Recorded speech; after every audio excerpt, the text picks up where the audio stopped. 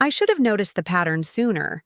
How my phone would light up with their names whenever they needed something. How the phrase, family helps family, only seemed to apply when they were on the receiving end. How they'd reminisce about blood being thicker than water while their hands were outstretched. But somehow, I wasn't prepared for that rainy Thursday night when I sat alone in the hospital waiting room, calls going straight to voicemail, watching as the same family who had drained my savings for years now blocked my number when I needed them most. Before we jump back in, tell us where you're tuning in from, and if this story touches you, make sure you're subscribed, because tomorrow I've saved something extra special for you. The irony is, I used to believe in that family helps family mantra more than anyone. Growing up in the modest suburbs of Portland, I was the dependable one, the oldest of 3 siblings raised by our single mother, Diane, after our father left when I was 12. Mom worked double shifts at the hospital, so I became the stand-in. Parent, making sure Liam and Vanessa did their homework, got to school on time, and had dinner waiting when everyone got home. "You're the responsible one, Noah," Mom would tell me, her eyes heavy with exhaustion but warm with pride. "I don't know what we'd do without you." Even then, at 15, I felt the weight of those words. The subtle expectation that my needs came second to everyone else's. But I accepted it. That's what family meant, right? By 22, I had put myself through community college while working full-time at the local tech store. It wasn't glamorous, but I was making it work. Even managed to save up a small emergency fund that I was pretty proud of. My apartment was tiny but mine, my car was used but reliable, and I was taking night classes to get my bachelor's degree in computer science. I had plans, ambitions, a future taking shape. Then came the first call. "Noah, it's Mom. I hate to ask, but Vanessa's tuition payment is due and I'm short this month. Just a small loan until my next paycheck. You know I'm good for it." Of course, I helped. $2,000, nearly half my emergency fund, transferred immediately. Family helps family. The money was never repaid, but I didn't push it. Mom was working hard, and Vanessa needed her education. I'd rebuild my savings. 3 months later, Liam called. He'd been in a fender bender. Nothing serious, but he didn't have insurance. Could I help with the repairs? "You've always been the stable one, bro," he said, that charming grin audible even through the phone. "I promise I'll pay you back as soon as my band gets this gig we're waiting on." Another $1,500, gone. The gig never materialized. The repayment never came. By 25, this had become our family dynamic. I was the resource, the reliable, while they could draw from whenever their own finances ran dry. Mom's car broke down. Vanessa needed a security deposit for a new apartment after fighting with her roommate. Liam had an investment opportunity that couldn't wait. The family dinners I hosted in my apartment always ended the same way, with praise for my cooking followed by casual mentions of financial troubles, and each time the magic phrase would surface. "Family helps family." "Remember when Dad left and we only had each other?" Mom would say, squeezing my hand. "This is what makes us different. We show up for each other." And I did show up, every time. Even when it meant postponing my own dreams. Even when my degree took 2 years longer than planned because I couldn't afford full-time classes anymore. Even when I stayed at the same entry-level job because it was steady income they could rely on. My cousin Marcus was the only one who saw the pattern. "They're using you, Noah," he said. One night after witnessing Vanessa walk out with $300, I couldn't really spare. "You know that, right?" I defended them immediately. "They'd do the same for me if I needed it." Marcus just gave me a sad smile. "Would they, though? Have you ever actually tested that theory?" I hadn't. I'd never needed to. I was the stable one. The provider, the rock. I hadn't needed rescuing until I did. It started with headaches, dull at first, then sharp enough to wake me at night. I ignored them for weeks, too busy covering Liam's rent, again, to worry about doctor's appointments. By the time I finally went in, the neurologist's expression told me everything before she even spoke. "We found something on the scan, Noah. I'm going to refer you to a specialist. We need to move quickly."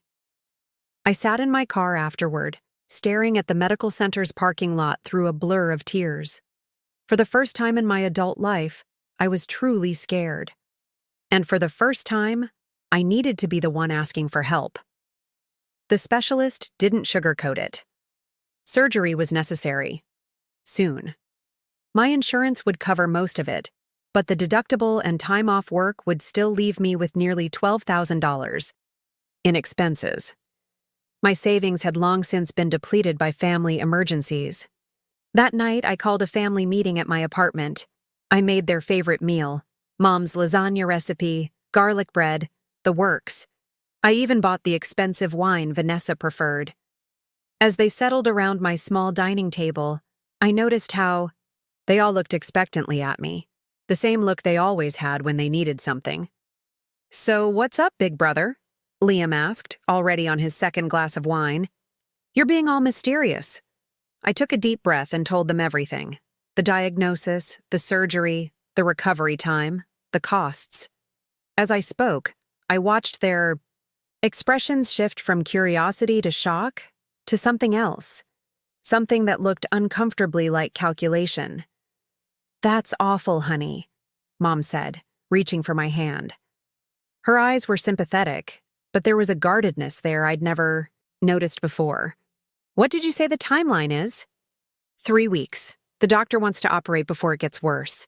I paused. "I hate to ask, but I need help with the medical bills.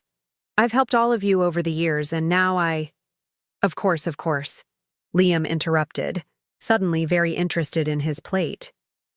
"It's just, timing is tough right now. The band is this close to signing a deal, and I've got all my cash tied up in equipment." Vanessa nodded vigorously. "And I just signed that lease on the new place. I'm totally strapped until the next quarter when my commission structure changes." Mom at least had the decency to look guilty. "Sweetie, you know I would if I could, but the hours at the hospital have been cut back, and I'm barely making my mortgage as it is." I stared at them, these people I'd sacrificed for repeatedly, as they offered excuses instead of help. The room felt suddenly cold. "But I've given you thousands over the years," I said quietly. "All those times when you needed help." "That was different," Mom interjected, her tone sharper now. "Those were temporary setbacks. This is a lot of money, Noah. And it's not like you can guarantee when you'd pay it back," added Vanessa, as if she'd ever repaid a dime of what she'd borrowed. That's when Liam said it, the phrase that would echo in my mind for months to come. "Look, family helps family, but we have to be realistic. Family helps family, but only when I was the one helping, apparently." They left shortly after, all making vague promises to see what they could do and check their budgets. Not one of them offered a concrete commitment. As I closed the door behind them, Marcus's words rang in my ears. "Have you ever actually tested that theory?" Now I had, and now I knew. The week after the family dinner was a study in slow motion, abandonment. Day 1, 3 text messages checking if I was doing okay. No mention of financial help. Day 2, a link from Vanessa to a GoFundMe article with the message, "Maybe try this?" As if I should beg strangers online rather than expect help from the family who had drained my savings. Day 3, Mom called, spent 20 minutes talking about her workplace drama, then said she'd brainstormed some ideas but needed more time. Day 4, nothing. Day 5. Liam sent a meme. A meme. While I was scheduling my brain surgery. By day 6, I'd left 3 voicemails for each of them, each message a little more desperate than the last. I wasn't just asking anymore. I was pleading. Preparing and narrating this story took us a lot of time, so if you are enjoying it, subscribe to our channel. It means a lot to us. Now back to the story. The surgery date was looming, and the hospital needed a deposit I didn't have. Mom, please call me back. The hospital needs an answer by tomorrow. Liam, I wouldn't ask if I had any other option. Remember when I covered your rent for 3 months straight? Vanessa, even 1,000 would help. I can figure out the rest somehow. Nothing. Complete radio silence. On day 7, I tried calling from Marcus's phone. Mom answered on the first ring, her voice bright and cheerful, until I spoke. Noah? Her tone shifted instantly. I was just about to call you. Things have been so hectic. You're screening my calls, I said quietly. The realization settled like ice in my stomach. All of you are. A pause. That's not fair. We're just processing. Processing what? That for once in my life, I need something from you instead of giving?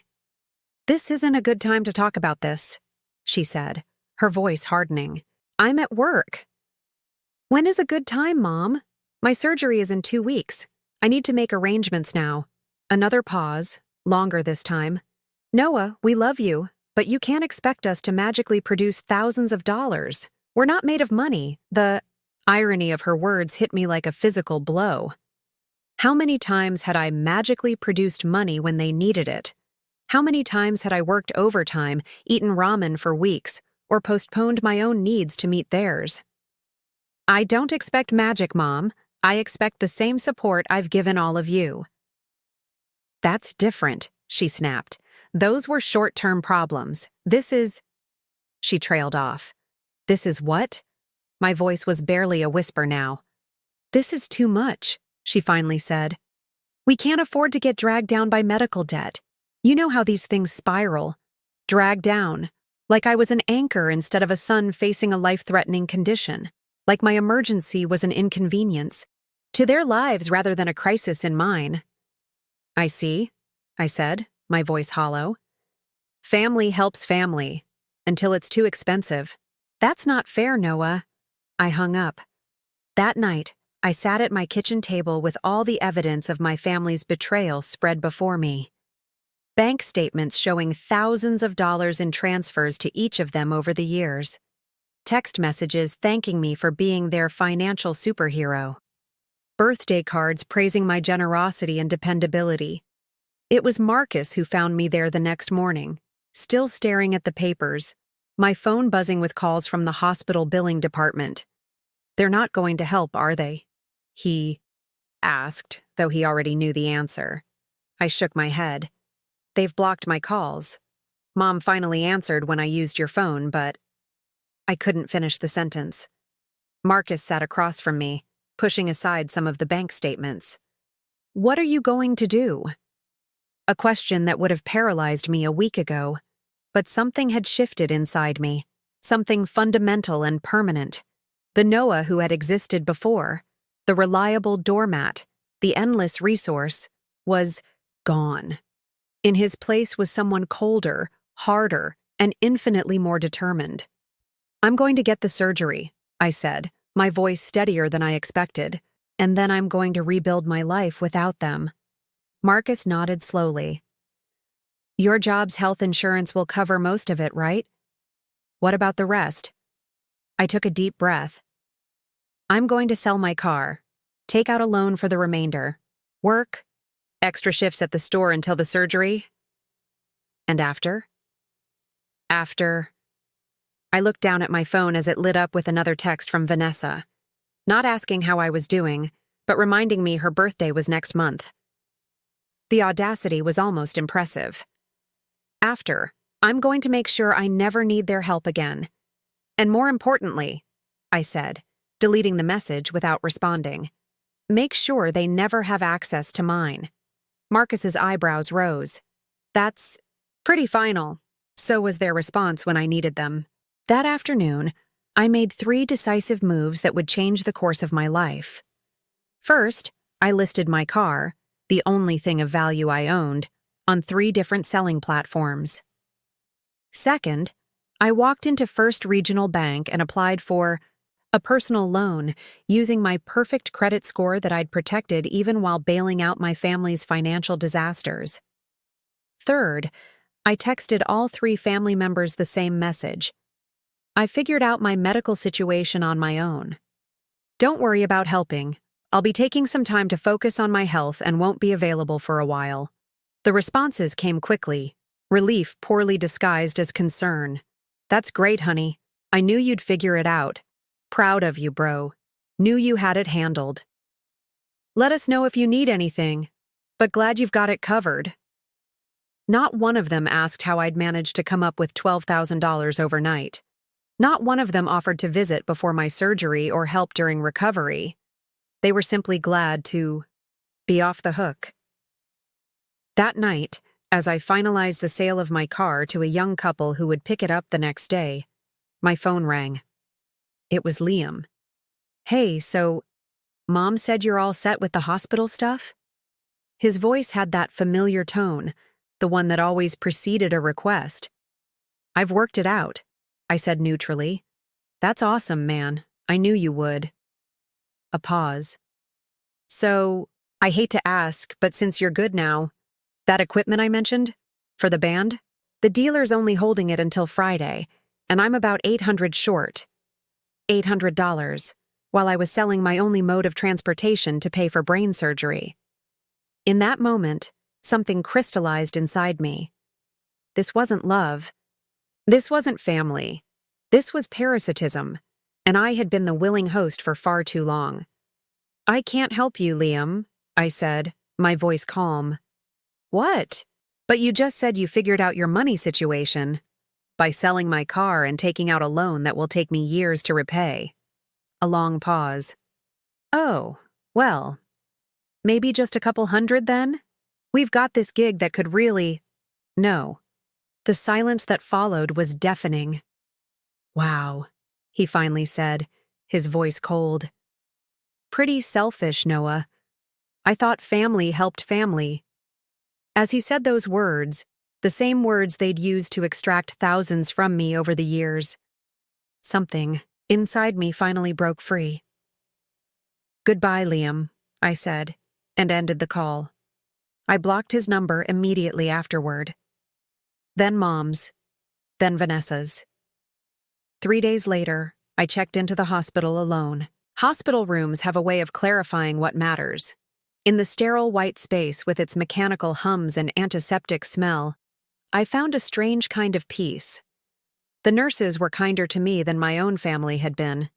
The doctors spoke to me with more respect than I'd received in years from those who claimed to love me. You're being very brave coming through this alone, my night nurse Elena said as she checked my vitals the evening before surgery.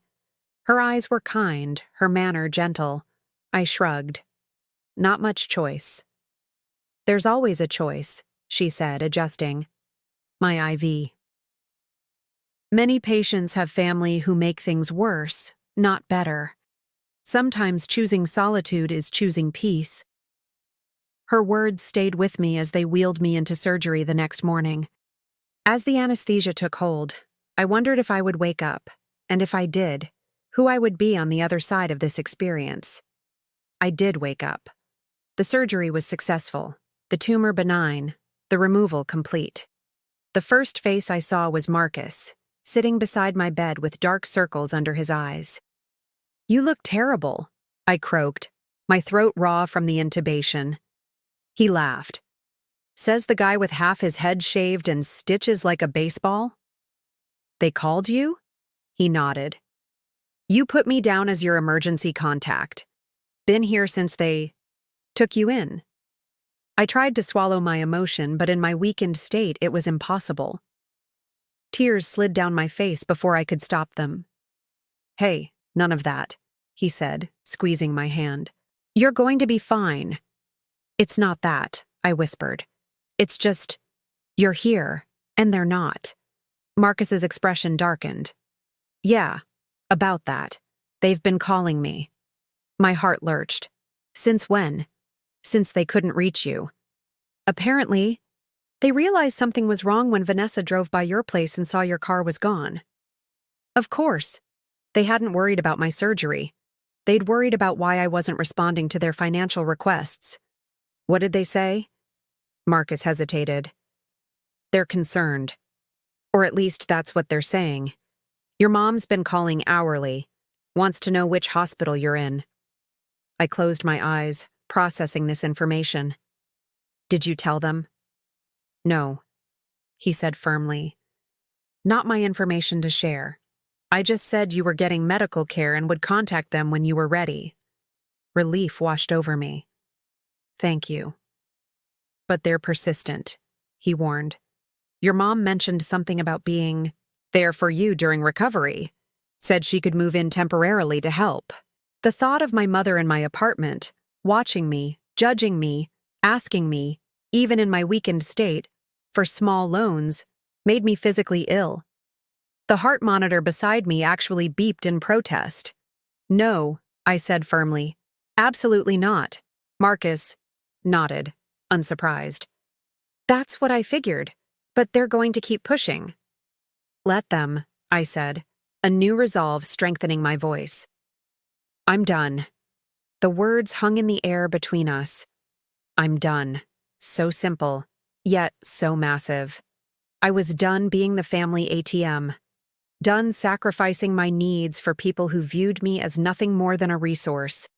Done hoping they would reciprocate even a fraction of what I'd given them. You sure? Marcus asked, though his tone suggested he already knew my answer. They are your family. Were, I corrected. They were my family. Recovery was harder than I expected, not just physically, though the headaches, dizziness, and fatigue were brutal, but emotionally. Years of putting everyone else first had left me without the skills to prioritize my own healing.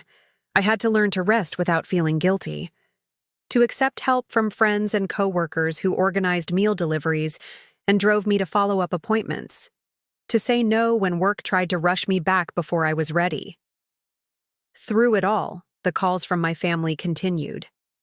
First to Marcus, then to my workplace when they couldn't reach him. Their messages followed a predictable pattern, concern mixed with subtle accusations. We're just worried. Why won't he talk to us? What did we do to deserve being shut out like this? After everything we've done for him. 3 weeks into my recovery, they escalated. My mother showed up at my apartment building, pressing every buzzer until someone let her in. I refused to open my door despite her knocking for nearly an hour.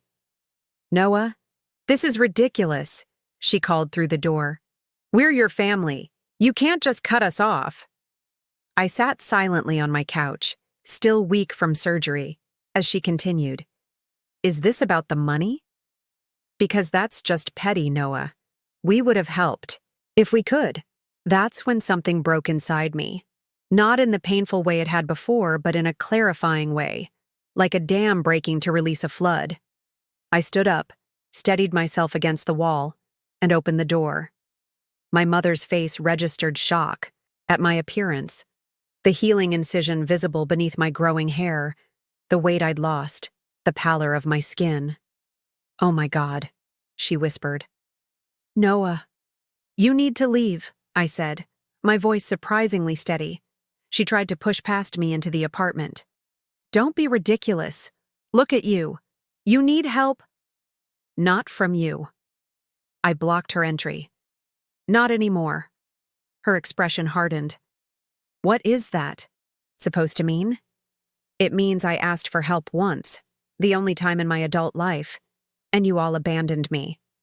Worse, you blocked my calls when I needed you most. We didn't abandon you, she protested.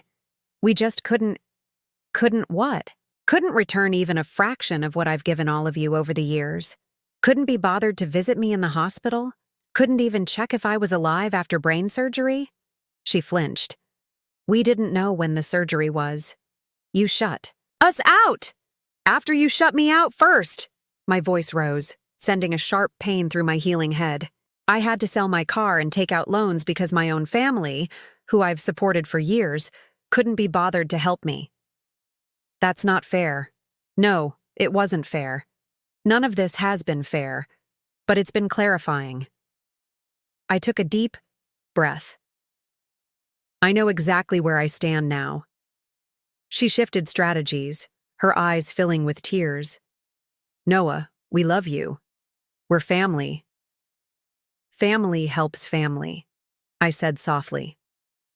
Isn't that what you always said when you needed money? The color drained from her face. Goodbye, Mom, I said, closing the door despite her protests. She continued knocking, continued calling through the door, but something had changed inside me. Her words no longer had power. Her tears no longer moved me. The guilt she'd wielded, like a weapon for years, bounced harmlessly off my new resolve. Eventually, she left. I locked the door, turned off my phone, and made a decision that would change everything. The next morning, despite still being in recovery, I opened my laptop and began researching coding boot camps. My computer science degree had stalled because of my family's constant financial needs, but I didn't need a degree to build a career in tech. I just needed skills and determination, and I had plenty of determination now.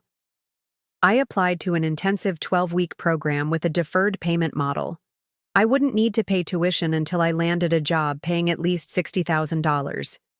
It was a risk, but a calculated one. And for once, I was putting my future first. When I received my acceptance email a week later, I felt something I hadn't experienced in years. Hope. Not the desperate hope of someone waiting for things to improve, but the confident hope of someone actively changing their circumstances. I was reinventing myself. And my family would never recognize the person I was becoming. The boot camp was both the hardest and best thing I'd ever done for myself. For 12 weeks, I lived and breathed code. From 8 a.m. to 6 p.m., I sat in classes learning JavaScript, Python, and full-stack development. Evenings were spent on projects, struggling through challenges that seemed impossible until suddenly they weren't. Weekends disappeared into research and additional tutorials. The physical toll was significant. I was still recovering from surgery, and the headaches sometimes made staring at screens for hours unbearable. But I pushed through, taking breaks when necessary, working twice as hard when I felt well enough. You're one of our most determined students, my instructor Dahlia told me after I stayed 3 hours late debugging a project. Most people would have given up hours ago. I shrugged. I don't have the luxury of giving up. She studied me for a moment. Can I ask why this matters so much to you? Most students have their motivations: career advancement, better pay, creative fulfillment. But you, it feels like something else is driving you. I hesitated, unused to talking about my family situation, but something about Dahlia's direct approach made me want to be honest. I'm rebuilding, I said finally. Not just a career, a life. She nodded, seeming to understand more than I'd explicitly stated. Well, for what it's worth, you're doing an impressive job of it. That small validation from someone who had no obligation to care about me meant more than all the empty, family helps family platitudes I'd heard over the years. As the weeks progressed, I found myself changing in ways that went beyond programming, skills. I was becoming more assertive, more willing to ask questions, more comfortable setting boundaries. The person who had let family members drain his bank account for years was disappearing, replaced by someone who valued his time, energy, and resources. Halfway through the boot camp, I received an unexpected message on LinkedIn. A recruiter from Technova, a growing startup, had seen the projects I'd posted to GitHub. Your work shows impressive problem-solving skills, the message read. Would you be interested in discussing opportunities once you complete your program? I stared at the screen in disbelief. Companies weren't supposed to approach bootcamp students until graduation, especially not companies with Technova's reputation. This was the kind of opportunity that could change everything. That night, I called Marcus to share the news. That's incredible, Noah, he exclaimed. Technova's one of the good ones, right? Actual benefits? Reasonable hours? And salaries starting at 80,000, I added, still processing what this could mean. It would change everything. You deserve it, Marcus said firmly. After everything you've been through. I paused, a question I'd been avoiding suddenly pressing. Have you heard from them? Marcus didn't need clarification on who them was. Yeah, he admitted. Your mom calls every couple of weeks. Liam texted last month asking if I knew why you'd blocked them. What did you tell him? The truth. That they abandoned you when you needed them most, and they're facing the consequences. I let out a breath I didn't realize I'd been holding. And he said I was being dramatic. That family disagreements happen all the time and you'd get over it eventually. A hollow laugh escaped me. They still don't get it. No, Marcus agreed. They think this is temporary, that eventually you'll come back to being their safety net. Not happening, I said, a new firmness in my voice. Not ever again. I know, he said, and for what it's worth, I'm proud of you. Not just for the coding and the job stuff, but for breaking the cycle. His words stayed with me as I threw myself back into the final weeks of the boot camp. I was no longer just working for a career change. I was working for independence, for security, for a life where I would never again be vulnerable to people who claimed to love me, but disappeared when I needed them. The final project was a test of everything we'd learned, a full-stack application that would demonstrate our skills to potential employers. While most students created e-commerce platforms or social media clones, I built something different. Family Loan was a financial tracking app for personal loans between family members. It formalized the lending process with payment schedules, automated reminders, and even simple contracts that could be electronically signed. It was designed to remove the emotional manipulation from family financial transactions. When I presented it to the class, Dahlia raised an eyebrow. Interesting choice. What inspired this? Personal experience, I said simply. Too many people use family connections to avoid financial responsibility. A few classmates nodded in recognition. Everyone, it seemed, had a story about a relative who borrowed money and never repaid it. What I didn't mention was that while building the app, I had calculated exactly how much my family had borrowed from me over the years, adding modest interest rates.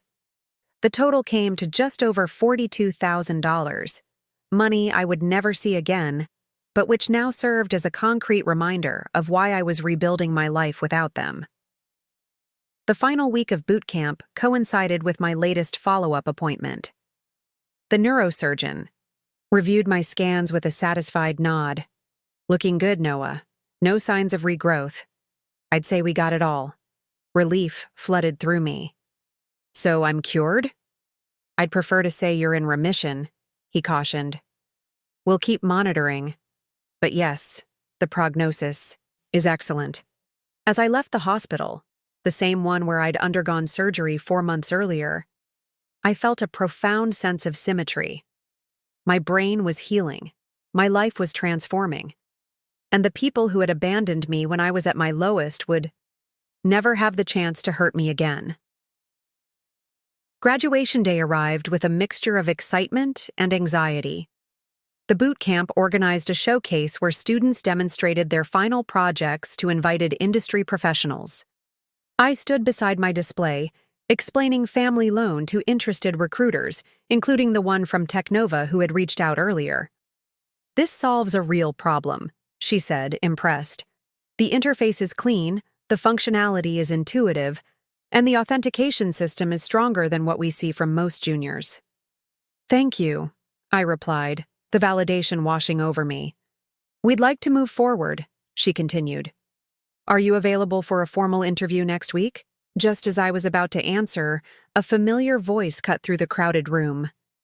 Noah. I froze, my body tensing involuntarily. Slowly, I turned to see Vanessa standing a few feet away, her expression a mixture of surprise and something that looked almost like calculation. What are you doing here? I asked, my voice deliberately neutral. She glanced around at the displays, the recruiters, the atmosphere of opportunity. Marcus mentioned you were doing some tech program. I was in the area for a job interview and saw the signs for the showcase. Her eyes flickered to the Technova recruiter. Looks like you're doing well for yourself. The calculation in her eyes was now unmistakable. I could practically see her reassessing my value as a resource. I am, I said simply. The Technova recruiter sensed the tension. I'll give you a moment. Let's connect later about that interview. She handed me her card and walked to the next display. Vanessa stepped closer. You look different. I am different, I replied. Mom misses you, she said, her voice softening into the manipulative tone I now recognized all too well. We all do. This silent treatment has gone on long enough, don't you think? 3 months ago, those words might have caused me to waver. Now they bounced off me like rain on a window. Did you need something, Vanessa? I asked. Because I have recruiters to speak with. Her facade slipped slightly. That's it? After all these years of being a family, you're just done with us? I looked at my sister, really looked at her, and felt nothing but a distant sadness. Family helps. Family, I said quietly, but you didn't help me. So no, we're not family anymore. We're just people who used to know each other. Her expression hardened. You know what your problem is, Noah. You hold grudges. You always have. I almost laughed at the absurdity of it. Goodbye, Vanessa, I said, turning back to my display. I wish you well, but I don't wish to see you again. She stood there for a moment longer, waiting for me to relent, to apologize, to fall back into old patterns. When I didn't, she finally left, muttering something about me being selfish. As I watched her walk away, I realized something important. I was free. Not just from financial obligations or emotional manipulation, but from the need for their approval. Their opinions, even their presence in my life, no longer mattered. I had built something new. And I was just getting started.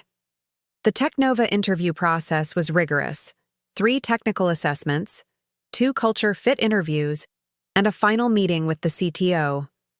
I prepared obsessively, spending hours on practice problems and researching the company's products. When they made an offer 2 weeks after graduation, I nearly dropped the phone. $85,000. Full benefits, stock options, remote flexible work. In one moment, my financial reality completely transformed. The salary was more than triple what I'd made at the tech store. The benefits would cover my ongoing medical care. The remote option meant I could move somewhere more affordable. I accepted immediately. My first day at Technova coincided with an unexpected development. A letter from a collection agency addressed to Liam forwarded to my apartment. Apparently, he'd used my address for a loan application months ago, and now he was defaulting on payments. In my previous life, I would have called him immediately, offered to help sort it out, maybe even covered the payments until he got back on his feet. The old Noah would have sacrificed his own financial health to protect his brother from consequences. The new Noah shredded the letter and blocked the collection agency's number. Not my problem, not anymore. Starting at Technova brought expected challenges. As a bootcamp graduate, I had to work twice as hard to prove myself alongside colleagues with computer science degrees. The imposter syndrome was real, the learning curve steep. You're doing better than you think, my team lead, Raj, assured me after I apologized for asking too many questions during my second week. Everyone starts somewhere. The ones who succeed are those who aren't afraid to admit what they don't. No. It was a perspective I'd never considered, that acknowledging my limitations could be a strength rather than a weakness. As my confidence at work grew, I made another significant change. I moved to a new apartment in a different neighborhood. The old place held too many memories. My mother's knocking on the door during my recovery, the countless times my siblings had crashed on my couch when they were between living situations, the kitchen table where I'd written so many checks, to cover their emergencies. My new place was a modern one-bedroom in a secure building with an actual doorman. It cost more than my previous apartment, but I could afford it now. More importantly, the building wouldn't let visitors up without my explicit permission, a barrier between me and any unwanted family reunions. 3 months into my new job, I received my first performance bonus. I sat staring at the notification email, processing what the extra $5,000 meant. In my previous life, this money would have disappeared immediately, divided among family needs, claimed by the next crisis. Now, it was mine. All mine. I transferred $4,000 directly to my medical debt, a significant dent in what I still owed for the surgery. The remaining $1,000 I set aside for something I'd never had before, an actual vacation, just for me. Because I deserved it. The decision to travel alone was liberating. I chose Seattle, far enough to feel like an adventure, close enough to manage with my lingering medical fatigue. For 5 days, I explored the city, visited museums, ate at restaurants without checking prices, and slept in a hotel with an actual view. On my last night there, sitting on the hotel balcony watching the sunset over Puget Sound, I realized I was genuinely happy. Not the conditional happiness I'd known before, the kind that existed in brief moments between family crises, but a sustained contentment built on security, autonomy, and self-respect. I was interrupted from this reflection by a text from an unknown number. "Noah, it's Mom. Please call me. It's important." The familiar anxiety spiked immediately, that Pavlovian response to urgency from family members who had trained me to jump at their every crisis. But now I could recognize it for what it was: conditioning, not obligation. I didn't respond. 10 minutes later, another text. "Liam's in trouble. He needs your help. Please call." Another familiar pattern, using one family member's crisis to bypass another's boundaries. In the past, I would have called immediately, heart racing, ready to solve whatever problem had emerged. Now, I set the phone face down on the table and continued watching the sunset.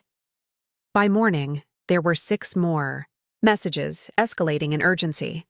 I read them with clinical detachment, recognizing the manipulation tactics that once would have worked so effectively. Family emergency. "This isn't like you, Noah. After everything we've done for you. Liam might lose his apartment. How can you be so selfish? Family helps family." That last one, their mantra, their guilt trigger, their extraction tool, almost made me laugh. They still didn't understand what had changed. They still thought they could pull those old levers and I would respond like before. I blocked the new number and enjoyed my last breakfast in Seattle, ordering room service simply because I could. When I returned to work the following week, I threw myself into a challenging new project, a payment processing system that would become central to Technova's platform. The work was complex, requiring late nights and intense focus, but I thrived on the responsibility. For the first time in my professional life, I was valued for my skills rather than my willingness to be exploited. 6 months into my new job, I received a LinkedIn message that stopped me cold. "Noah, I know you've blocked everyone's numbers. This is Vanessa. Mom and Liam are in serious financial trouble. They're about to be evicted. I know things ended badly, but please help them. They're still your family." I stared at the message, aware of how differently it affected me now compared to how it would have a year earlier. The guilt was just a whisper, not a roar. The obligation felt distant, not immediate. I clicked on Vanessa's profile out of curiosity. Her information showed she'd recently started a new job at a marketing firm, a position that, according to Glassdoor, would pay her around $70,000. More than enough to help Mom and Liam if she chose to. But of course, that wasn't how my family operated. Why should Vanessa deplete her resources when Noah, the reliable one, could do it instead? I closed the message without responding and returned to my code. Not because I didn't care, but because I'd learned the most important lesson of my life. Some relationships only exist as long as you're willing to be used. That evening, I received an email notification from my bank. Someone had attempted to access my account using the password recovery option. The IP address traced back to my hometown. A cold anger settled over me as I realized what was happening. They weren't just trying to contact me. They were trying to access my money directly. Perhaps they'd guessed that my improved circumstances meant larger sums were available for taking. I immediately changed all my passwords, set up two-factor authentication, and placed a security alert on my accounts. Then I did something I'd been considering for months. I consulted a lawyer about a cease and desist letter. Family estrangement is more common than people realize, the lawyer told me during our consultation. You have every right to set boundaries, including legal ones. As I authorized the letter, formal, legally binding documentation that my family was to make no further attempts to contact me, I felt no sadness, only resolution. They had made their choice when they blocked my calls. During my medical crisis, I was simply formalizing the reality they had created. 1 week later, I received a promotion at Technova, junior developer to developer, with another salary increase. As I accepted the congratulations from my team, I realized something profound. The energy I had once poured into solving my family's endless problems was now directed toward my own growth, and the results were transformative. I was no longer just surviving. I was thriving, and I had done it all without them. The cease and desist letter worked for exactly 3 months and 17 days. That was how long my family respected legal boundaries before trying again, this time through an intermediary. My former high school teacher, Mrs. Benson, reached out via email with concerns about my family situation. Your mother contacted me, Noah, she wrote. She's worried about you. Says you've cut off all contact with your family after some misunderstanding. I remember you as such a kind, family-oriented young man. Perhaps you could consider reconciliation. The attempted manipulation was so transparent it almost felt lazy. Of course they would find someone from my past, someone who knew me as the responsible child who took care of everything, someone who might trigger my old people-pleasing instincts. My response was polite but firm. Thank you for your concern, Mrs. Benson. This wasn't a misunderstanding but a pattern of exploitation that culminated in my family abandoning me during a medical crisis. I've made my boundaries clear, including through legal channels. Please respect my decision. She didn't reply, and I felt no guilt. Another small victory in my ongoing recovery from a lifetime of emotional manipulation. At Technova, I was thriving, in ways I'd never imagined possible. My payment processing system had launched successfully, earning me recognition from company leadership. I was assigned to mentor new hires, a responsibility that confirmed my growing expertise. You have a gift for explaining complex concepts, my manager commented during my 1-year review, and you're patient with beginners. That's rare in tech. The irony wasn't lost on me. The same qualities that had made me an ideal target for my family's financial parasitism, patience, generosity, willingness to help, were now assets in my professional life, deployed in an environment that valued rather than exploited them. With my career advancing steadily, I made another significant decision. I started my own side project. Family Loan, the app I'd created during boot camp, had potential beyond a student project. I reworked it in the evenings and weekends, improving the code, expanding the features, preparing it for actual deployment. My vision had evolved. This wouldn't just be an app for tracking family loans. It would be a platform for establishing financial boundaries in all relationships. Users could create formalized lending agreements, set up payment schedules, receive automated reminders, and even generate reports on their giving patterns to identify potential exploitation. I called the new version Boundary Pay, and registered it as an LLC. Working on Boundary Pay became my passion, not just for the technical challenge, but for its mission. Every line of code felt like reclaiming a piece of myself, transforming my painful experience into something that might help others avoid similar situations. 18 months after starting at Technova, I'd accomplished what once seemed impossible. My medical debt was paid in full. I had 6 months of living expenses in an emergency fund. My retirement account was growing steadily. Boundary Pay was in beta testing with promising feedback. My health was stable, with scans showing no signs of tumor recurrence. Most importantly, I had reclaimed my agency.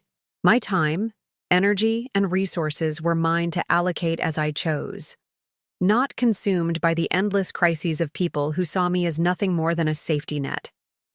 The contrast between my current life and my previous existence became abundantly clear when I received an unusual email, a wedding invitation from a cousin on my father's side, someone I hadn't seen since childhood. "We found you through social media," the note explained. "Would love to reconnect." I was hesitant but curious. This was family I'd had little contact with even before cutting ties with my mother and siblings. After some consideration, I decided to attend. The wedding was in San Diego, a city I'd never visited. I booked a nice hotel, packed my best suit, and flew down for the weekend, another luxury the old Noah could never have afforded. At the reception, I was introduced to relatives I barely remembered or had never met. The conversation inevitably turned to my immediate family. "We heard you've had some difficulties with your mom and siblings," my father's brother, Uncle David, said carefully as we stood by the bar. I took a sip of my drink. "That's one way to put it." He nodded thoughtfully. "Your dad wasn't much different, you know. Always taking, rarely giving back. It's why we didn't stay close after your parents split." This was new information, a context for my family's behavior I'd never considered. "You think it's a pattern in that branch of the family?" "Absolutely." He looked at me with unexpected understanding. "When we heard you'd broken away, many of us weren't surprised. Impressed, but not surprised. It takes courage to set boundaries with family." His words, his validation of my decision, affected me more than I expected. All this time, I'd carried a small, persistent doubt. Was I the villain in this story? Was I the selfish one for protecting myself? Hearing that others had made similar choices with the same branch of my family was oddly comforting. The wedding reception continued, and I found myself enjoying conversations with these distant relatives who somehow felt more like family than the people I'd grown up with. We exchanged contact information with genuine intentions to stay in touch. On my flight home, I reflected on how dramatically my life had changed in 2 years. From a medical crisis that exposed my family's true nature, to a successful career and a promising side business, the trajectory was steep and positive. But perhaps the most significant change was internal.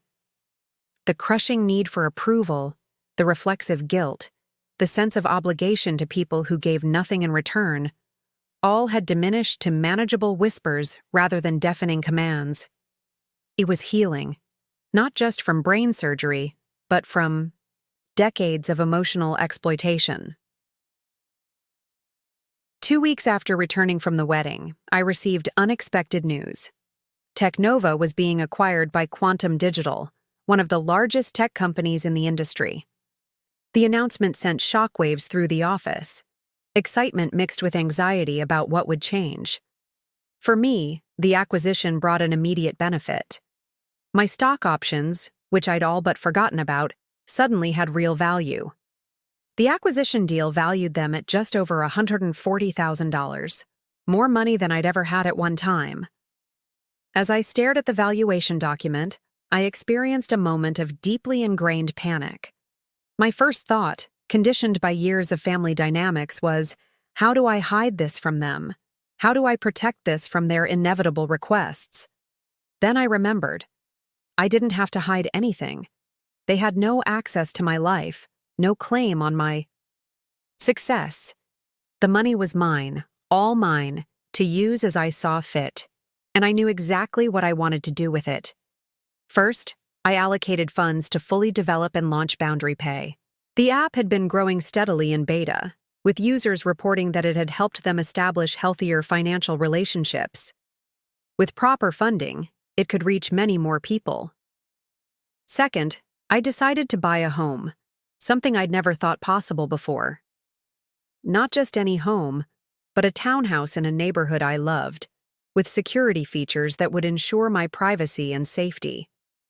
The rest went into investments, a diversified portfolio that would grow over time, providing additional security against future uncertainties. As I finalized these plans, I caught myself smiling at the ultimate irony.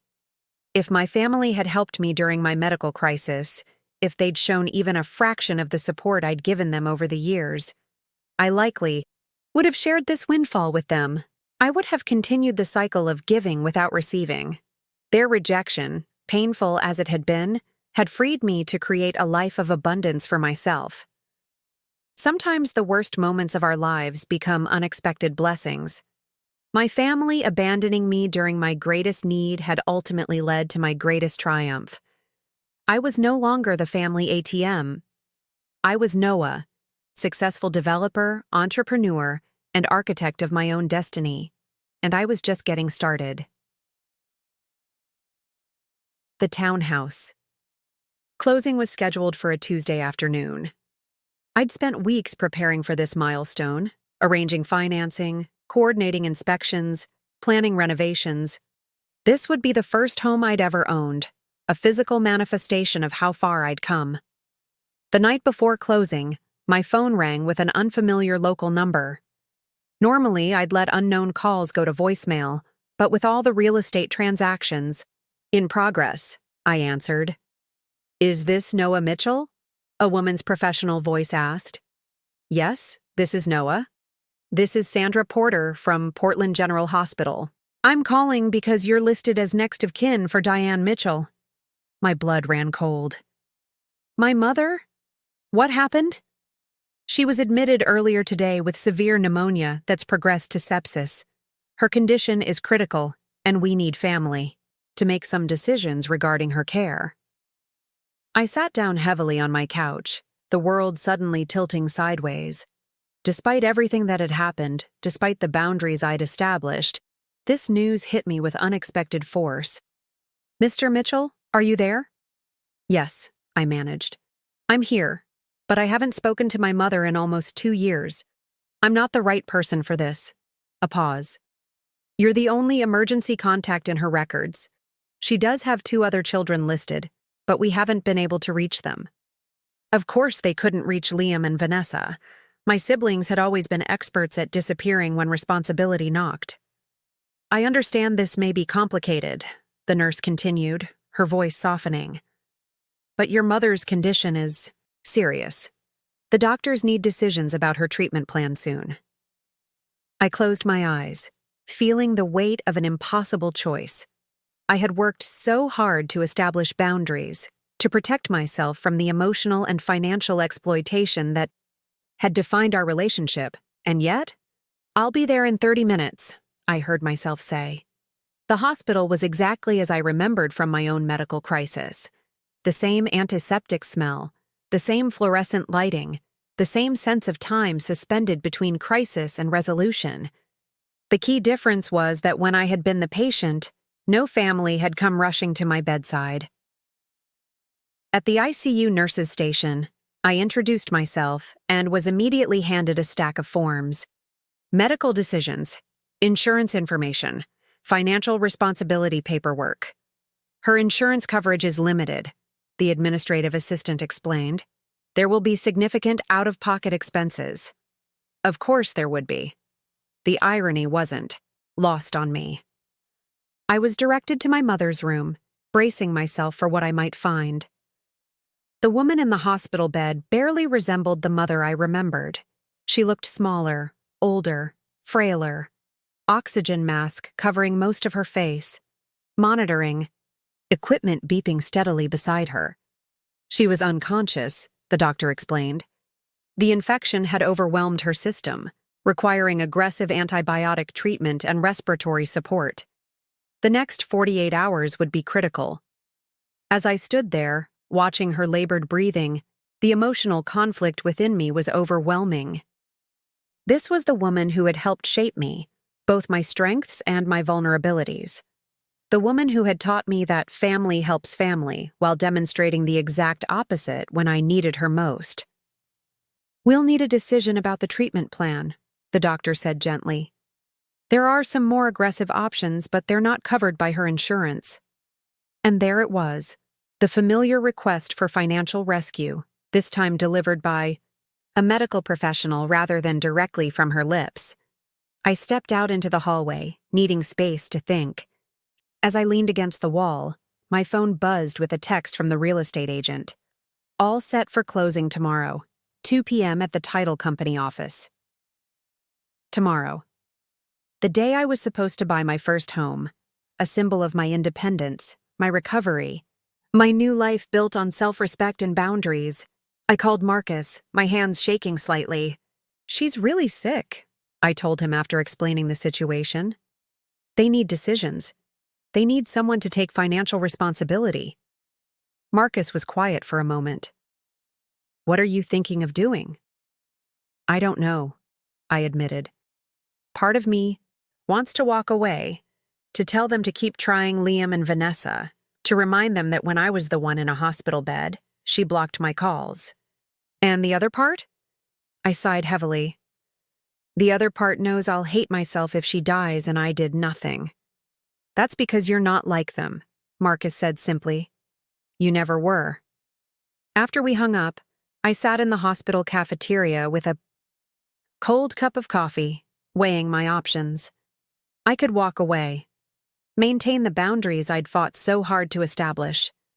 I could sign the minimum required paperwork but refuse financial responsibility. Or I could step back into the role I'd played my entire life, the reliable one, the safety net, the endless resource.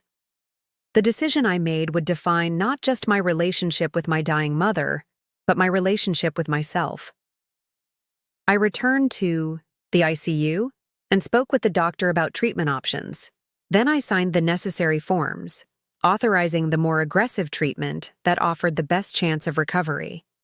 But I added specific limitations to the financial responsibility paperwork. I would cover up to $25,000 of unreimbursed medical expenses, a significant amount, but one with a clear boundary. Beyond that, other solutions would need to be found. It wasn't walking away. But it wasn't a blank check either.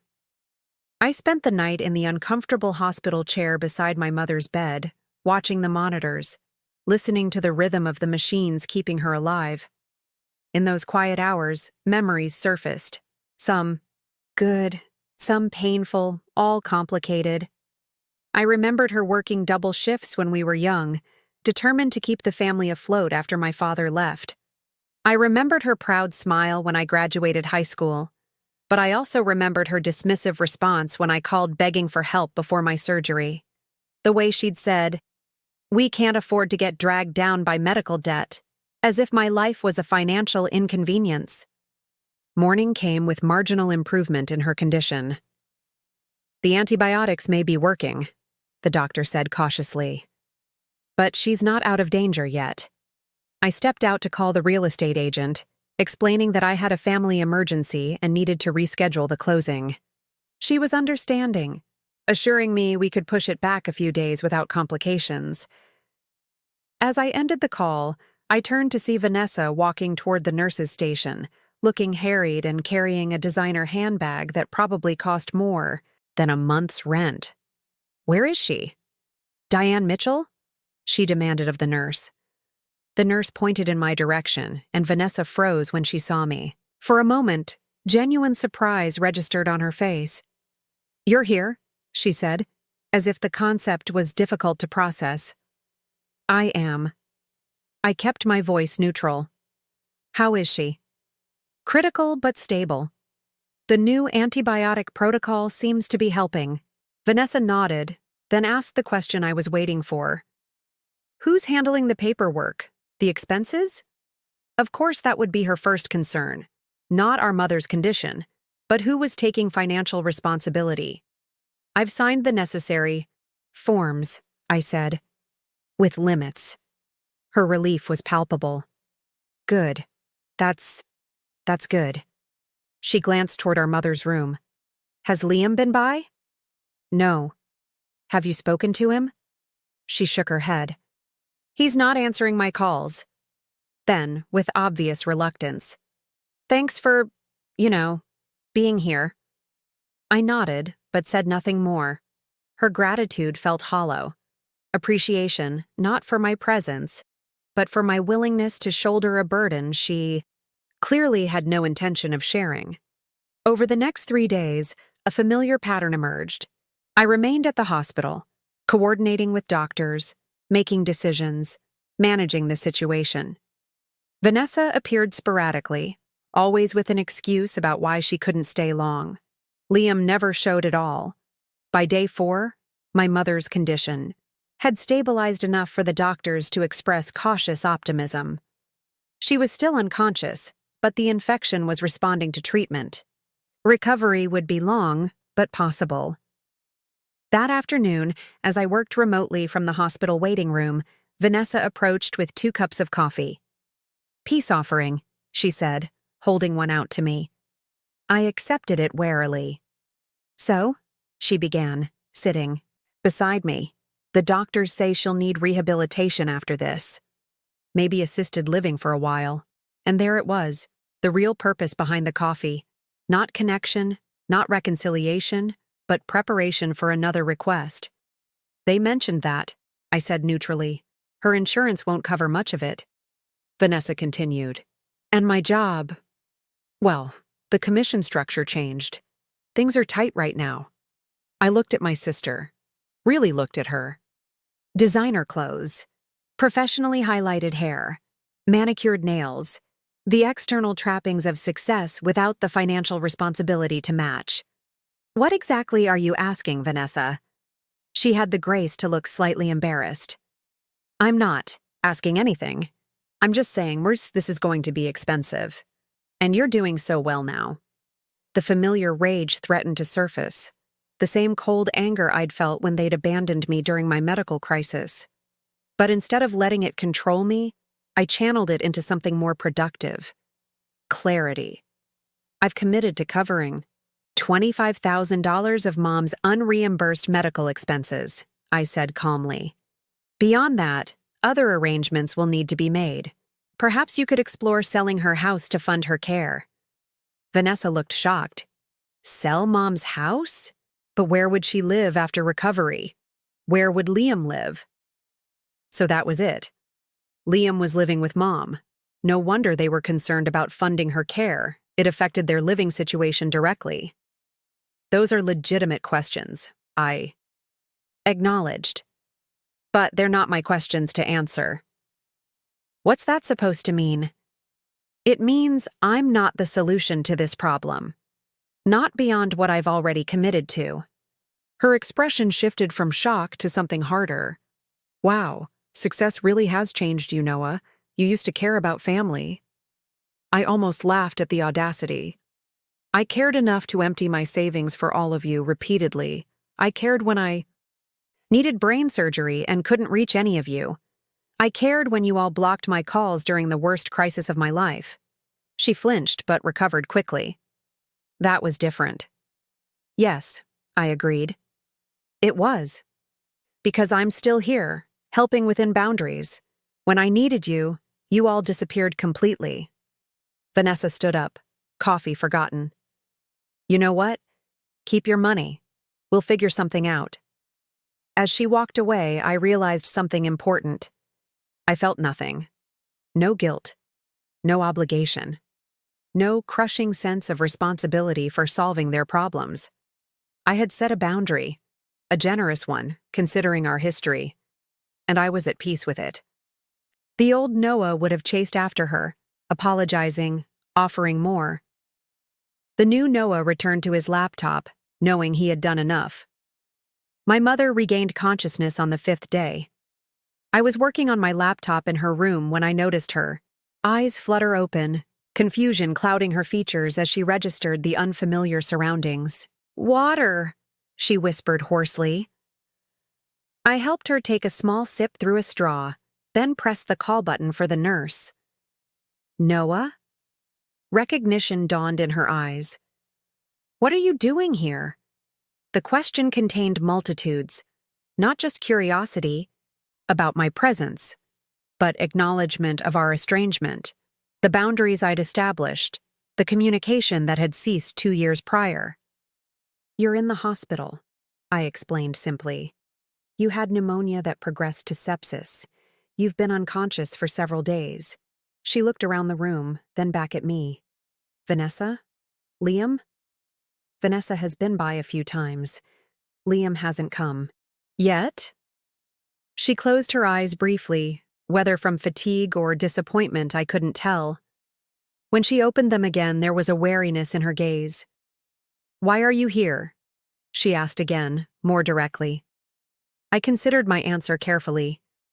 "The hospital called me as your emergency contact. Someone needed to make medical decisions." "And you did that?" A note of surprise in her voice. "After everything?" Before I could respond, the nurse entered to check my mother's vitals and condition. I stepped out of the room, grateful for the temporary reprieve from a conversation I wasn't sure how to navigate. In the hallway, I called Marcus to update him.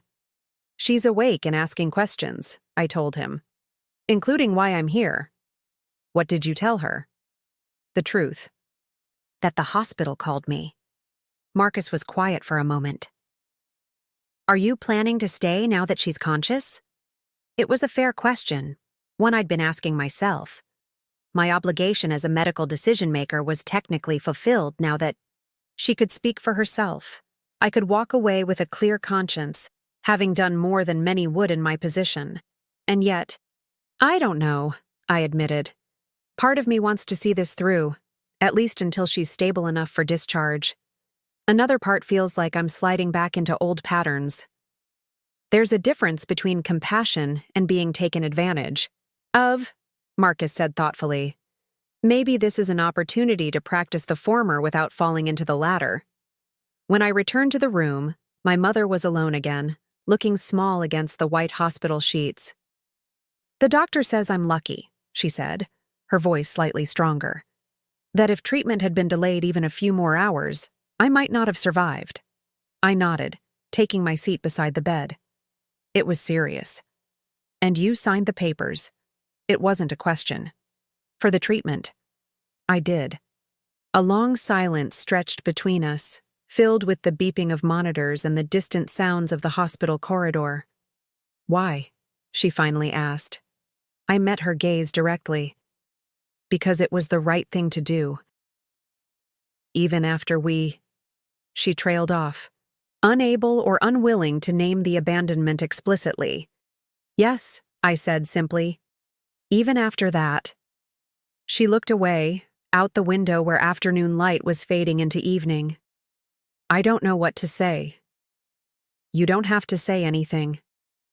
For the first time in our relationship, the silence between us wasn't charged with expectation, no implied request for help, no subtle manipulation, no guilt trip designed to open my wallet. It was just silence, heavy with an understanding that something fundamental had shifted. Over the next few days, as my mother's condition continued to improve, we established a careful routine. I came in the mornings, worked remotely from her room, and left in the evenings. Our conversations remained superficial: hospital food, the weather, television programs. Neither of us broached the deeper issues that had torn our relationship apart. Vanessa visited sporadically, always with one eye on her watch. Liam finally appeared once, smelling faintly of alcohol at 2 in the afternoon, staying just long enough to establish his presence before claiming he had a gig opportunity he couldn't miss. On the 8th day, the doctor confirmed my mother could be discharged soon, but would need rehabilitation services before returning home. "I've spoken with your insurance," he told her. "They'll cover 3 days in the rehabilitation facility. After that, it would be out of pocket or home care." My mother's eyes flicked to me briefly before returning to the doctor. "I understand," she said, though her voice held a note of uncertainty. After the doctor left, she turned to me. "I can't afford more than those 3 days." It wasn't presented as a request, not directly, but the implication hung in the air between us. "I know," I said evenly. "I've already spoken with the hospital's financial counselor. I've covered the major expenses for this hospitalization, up to the limit I set when you were admitted." Surprise registered on her face. "You paid for this? Significant portion." "Yes." She was quiet for a moment, seemingly processing this information. "Thank you," she finally said, the words sounding rusty, unpracticed. "I didn't expect that." "I know you didn't." Another silence, this one more charged than those that had preceded it. "Noah," she began, her voice hesitant, "about your surgery." "When you called us for help?" "We don't need to talk about that," I interrupted, suddenly not wanting to revisit that pain. "I think we do," she insisted. "I handled it badly. We all did." I looked at her, really looked at her, seeing beyond the frail patient to the woman who had shaped so much of my early life, for better and worse. "Yes," I agreed. "You did." She flinched slightly at my directness, perhaps expecting the old Noah who would have rushed to smooth things over, to diminish his own hurt to ease others' discomfort. "I was scared," she admitted. "About the money, about getting dragged into debt again." "I was scared too," I said quietly. I was facing brain surgery. Alone. The weight of that statement settled between us. For perhaps the first time, I saw genuine regret in her eyes. "I'm sorry," she whispered. "I should have been there." The apology, so long awaited, so needed, washed over me with surprising effect. Not healing exactly, but acknowledgement, recognition of the harm done. "Why weren't you?" The question emerged before I could filter it, the child in me still needing to understand the parent's abandonment. She looked down at her hands. "I don't have a good answer. Fear, selfishness, years of barely staying afloat financially." She paused. "And somewhere along the way, I started seeing you as the strong one who didn't need help, while Liam and Vanessa were the vulnerable ones who did." "I needed help," I said, my voice steady despite the emotion behind the words. "Just that once I needed you, and you blocked my calls." A tear slipped down her cheek. "I know, and I'll regret that for the rest of my life." We sat in silence again, both processing the first honest conversation we'd had in perhaps our entire relationship. "What happens now?" she finally asked. "After I'm discharged?" "You'll go to rehab for the covered 3 days," I said. "After that, I've arranged for a home health aide to visit for 2 weeks. That's covered under the financial commitment I made. Beyond that, you, Vanessa, and Liam will need to figure out the next steps," she nodded slowly.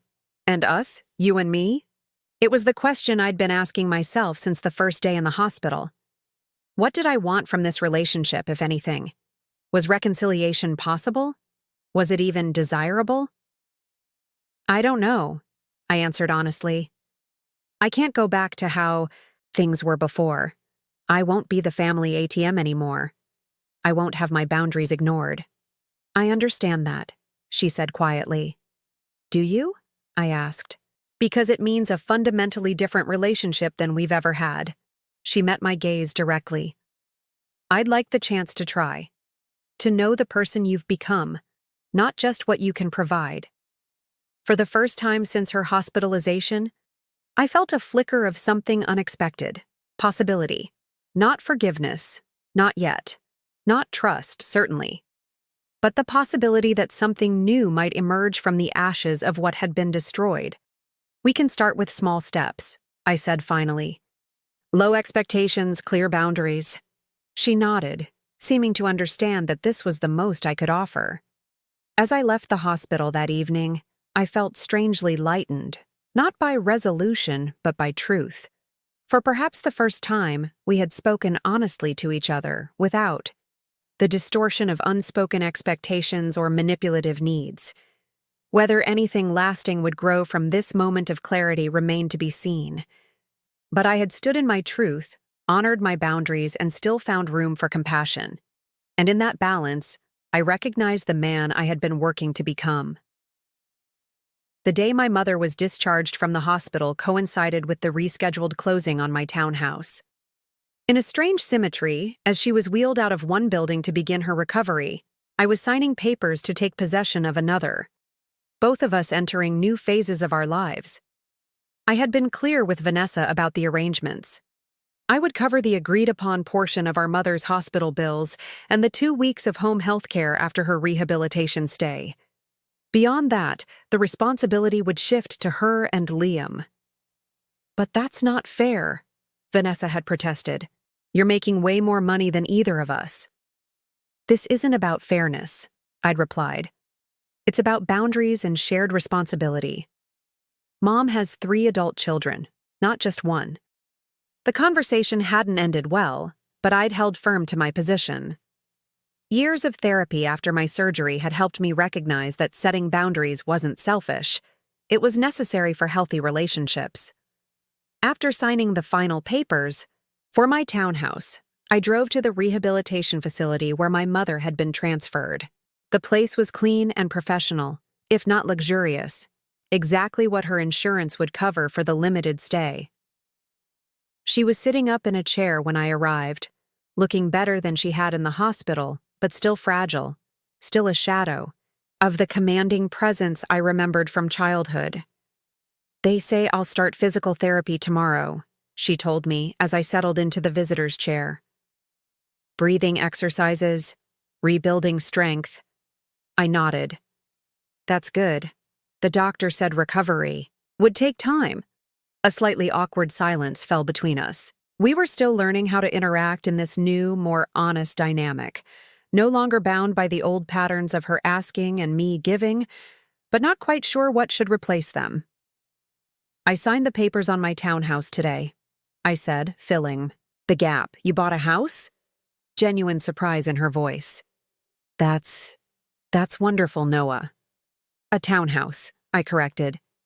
"But yes, my first property." She seemed to be studying me, seeing perhaps for the first time the man I'd become, rather than the resource I'd always represented. "You've done well for yourself," she said quietly. "Despite everything." "Because of everything," I corrected her gently. "The boundaries I set after you all abandoned me during my medical crisis forced me to rebuild my life on my terms. It was the best thing that could have happened to me professionally, even if it was painful personally." She flinched slightly, but nodded. "I can see that now." Another silence, this one contemplative rather than awkward. "Vanessa came by earlier," she said finally. "She's concerned about what happens after the home health aid period ends." Of course she was. Always. Looking ahead to the next need, the next expense, the next problem someone else would need to solve. "What did you tell her?" I asked. My mother met my gaze directly. "That she and Liam need to step up, that I can't keep depending only on you." I couldn't hide my surprise. This was new. My mother acknowledging that the one-sided nature of our family dynamic needed to change. And how did she take that? A small, tired smile. "About as well as you'd expect. But I meant it, Noah. This experience, it's made me see things differently. How much I've taken from you over the years. How little I've given back." I nodded, acknowledging her words but not quite ready to fully trust them. Actions will matter more than words going forward. "I know," she said simply. "I don't expect you to believe me right away. I'll have to prove it." As I drove home to my new townhouse that evening, I reflected on the strange journey that had brought me here.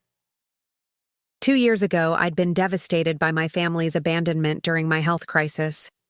That betrayal had forced me to rebuild my life without them, to discover my own strength, to pursue my own goals, to protect my own resources. And now, just as I'd achieved the independence and success I'd worked so hard for, my mother's illness had pulled me back into contact with the very people who had hurt me most deeply. But something fundamental had changed. I was no longer the desperate, people-pleasing son eager for approval and willing to sacrifice everything for family harmony. I was a man with boundaries, with self-respect, with the courage to say no when necessary. The next 2 weeks passed in a blur of dual responsibilities. I moved into my townhouse, setting up my home office and personalizing the space. Simultaneously, I checked in regularly on my mother's progress, ensuring the home health aide was meeting her needs after she returned to her house. Vanessa remained distant, appearing occasionally at our mother's but never when I was scheduled to visit. Liam was largely absent, offering vague excuses about band rehearsals and job interviews when pressed about his lack of involvement. The final day of the home health aide's contracted period arrived, the deadline I'd set for my financial responsibility. I visited my mother that evening to ensure she understood what would change going forward. The aide's last day is tomorrow, I reminded her as we sat in her living room, the space noticeably tidier than I remembered from childhood. She nodded. I know. Vanessa has arranged to come by during her lunch breaks, and a neighbor has offered to help with groceries. And Liam? I couldn't keep the skepticism from my voice. A sad smile. Liam is Liam. He makes promises, but he rarely kept them. We both knew this truth too well. I want to be clear about something, I said, choosing my words carefully. I'm willing to maintain a relationship with you going forward. Calls, occasional visits, perhaps even holidays eventually. But my financial support ends with the home health aide. I understand, she said, and I believed she did. I'm not expecting anything more from you, Noah. You've already done more than I had any right to ask for. As I prepared to leave, she reached for my hand, the first physical contact we'd had since before my surgery 2 years earlier. When you were in the hospital for your surgery, she said softly, I was afraid, not just of the financial burden, but of possibly losing you. And rather than face that fear, I ran from it. I failed you as a mother. The simple truth of her words, the acknowledgement without excuses, touched something deep within me. Thank you for saying that, I replied. It wasn't forgiveness, not completely, but it was a step toward something new, a relationship built on honesty rather than exploitation, on mutual respect rather than one-sided sacrifice. As I drove home, to my townhouse, I realized that the strategic pivot in my life wasn't just financial or professional. It was emotional. Learning to hold space for reconciliation without compromising the boundaries that protected my well-being. Family could still matter, but now it would matter on my terms. 6 months after my mother's hospitalization, my life had settled into a new rhythm. The townhouse was fully furnished, decorated in a minimalist style that felt both calming and distinctly mine. My role at Quantum Digital, formerly Technova, had expanded to include leading a small team developing new payment security features, and Boundary Pay had officially launched, with a modest but growing user base. The app's tagline, "Protect your money, protect your relationships," resonated with people who'd experienced financial exploitation from family or friends. We'd been featured in several finance blogs, and a women's magazine had included us in an article about apps that help you say no. I maintained limited contact with my mother, a weekly phone call, an occasional coffee meetup. True to her word, she never asked for money, though sometimes I could see the struggle in her eyes when she mentioned household repairs or medical copays. The old Noah would have immediately offered to help. The new Noah waited for her to solve her own problems, which, surprisingly, she usually did.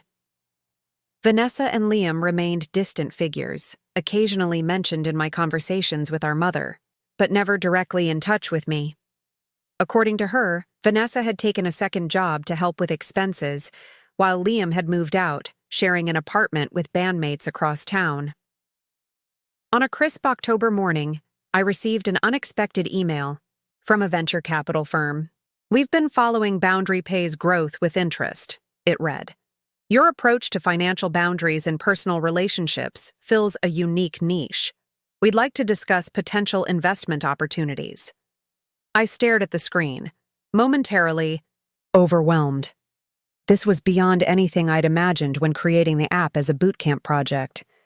What had begun as a way to process my own trauma had evolved into something that might actually help thousands of others establish healthier financial relationships.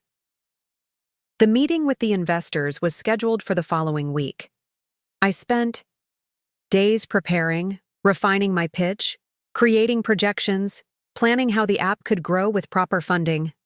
Marcus helped me practice, playing devil's advocate and asking challenging questions until my responses became smooth and confident. "You've got this," he assured me the night before the meeting.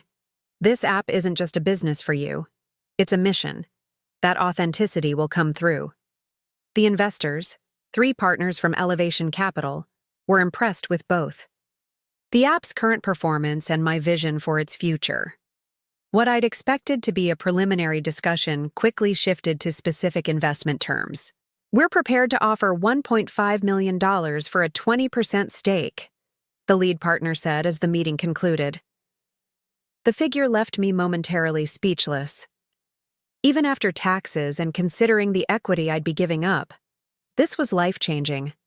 Money, far beyond the stock options windfall from the Technova acquisition. "We'll draw up the paperwork," she continued, mistaking my silence for agreement. "But I should warn you, we're not the only ones who've noticed Boundary Pay. Don't be surprised if you get competing offers." She was right. Within days of our meeting becoming industry knowledge, 2 other investment firms reached out with their own proposals. The final offer I accepted was $2.1 million for a 15% stake, better terms and more capital to grow the business. As I signed the final investment documents, I couldn't help but reflect on the irony. My family's abandonment during my medical crisis had led directly to this moment of triumph. Their rejection had forced me to set boundaries, which had inspired an app, which had now made me wealthy beyond what any of us could have imagined. The universe had a strange sense of justice. The day after closing the investment deal, I received a text from my mother. "Saw the news about your app. So proud of you. Coffee soon?" Someone had apparently sent her an article about the investment, published in the local business journal. Her genuine pride, with no hint of asking to share in the windfall, felt like another small step in our healing relationship. Over coffee the following week, she asked thoughtful questions about Boundary Pay and my plans for expansion. "It's helping people set financial boundaries with family members who take advantage," I explained. "Users say it's changing their relationships for the better." She nodded, a faint smile on her lips. "Sounds familiar." Then, more seriously, "I wish I'd understood boundaries better years ago. Maybe things would have been different between us." "Maybe," I agreed. "But we can't change the past. We can only learn from it." As our conversation continued, she mentioned casually that Vanessa had asked about me recently. She saw the article too. "I think she's realizing what she lost by treating you the way she did." I felt a familiar tension, the pull of family ties against the hard-won wisdom of self-protection. "And Liam?" My mother sighed. "Liam's struggling. Lost his job again, but he's not asking for help this time, at least not from me. I think he knows better now." I nodded, appreciating her honesty and the subtle acknowledgement that our family dynamic had fundamentally changed. No one expected Noah to solve everyone's problems anymore. As I walked her to her car, she hesitated before getting in. "There's a small family dinner next month for my birthday. Nothing fancy, just dinner at my place. Vanessa's coming. Liam might show up. Would you consider coming too? The invitation hung in the air between us, the first family gathering I'd been invited to since before my surgery more than 2 years ago. The old Noah would have immediately agreed, eager to please, to belong, to be needed. The new Noah paused, weighing the invitation against my own needs and boundaries. "I'll think about it," I said finally. "Let me check my schedule." She nodded, accepting this limited response without pushing for more. Another small sign of growth, of respect for the boundaries I'd established. Later that week, I had lunch with Marcus, sharing the investment news and my mother's invitation. "Are you going to go?" he asked, curious but not judgmental. "I'm considering it," I admitted. "Not for them, but for me. To see if I can be around them without falling back into old patterns, to test the strength of my boundaries." Marcus nodded thoughtfully. "You're in a different position now, not just financially but emotionally.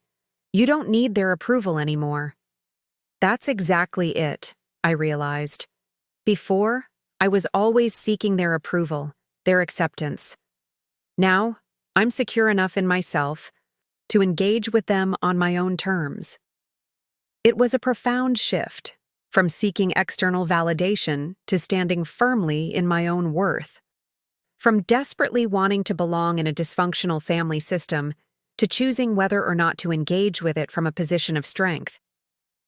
The investment in Boundary Pay hadn't just accelerated my financial success, it had validated the very principles I now lived by.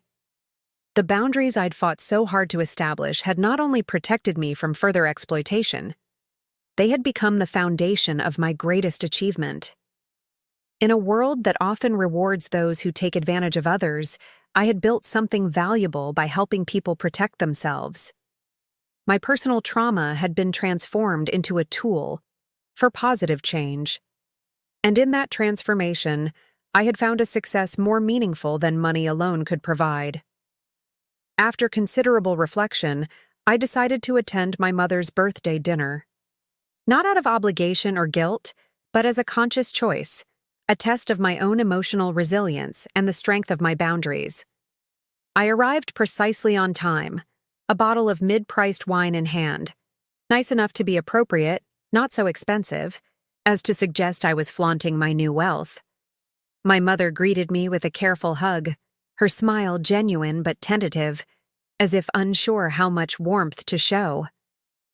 "Thank you for coming," she said quietly. "It means a lot." The small house looked different, cleaner, more organized than I remembered. Family photos still lined the walls, including several of me that I'd forgotten existed. My graduation, a camping trip from my teens, a Christmas morning where my smile looked forced, probably because I'd paid for most of the presents under the tree. Vanessa was already there, stirring something on the stove. She turned when I entered, her expression a complex mixture of emotions, wariness, curiosity, perhaps a touch of envy. "Noah," she said with a nod. "Been a while?" "It has," I agreed, keeping my tone neutral. An awkward silence followed, broken by my mother. Liam texted, "He'll be here soon." The three of us moved through the kitchen in a careful dance, helping with final dinner preparations while maintaining emotional distance. The conversation remained superficial. Comments about the food, the weather, a new restaurant downtown. No one mentioned my investment deal, my surgery, or the 2 years of estrangement. The doorbell rang just as we were setting the table. My mother hurried to answer it, returning with Liam and an unfamiliar young woman. "This is Tara," Liam announced, his arm around her waist. "My fiancé."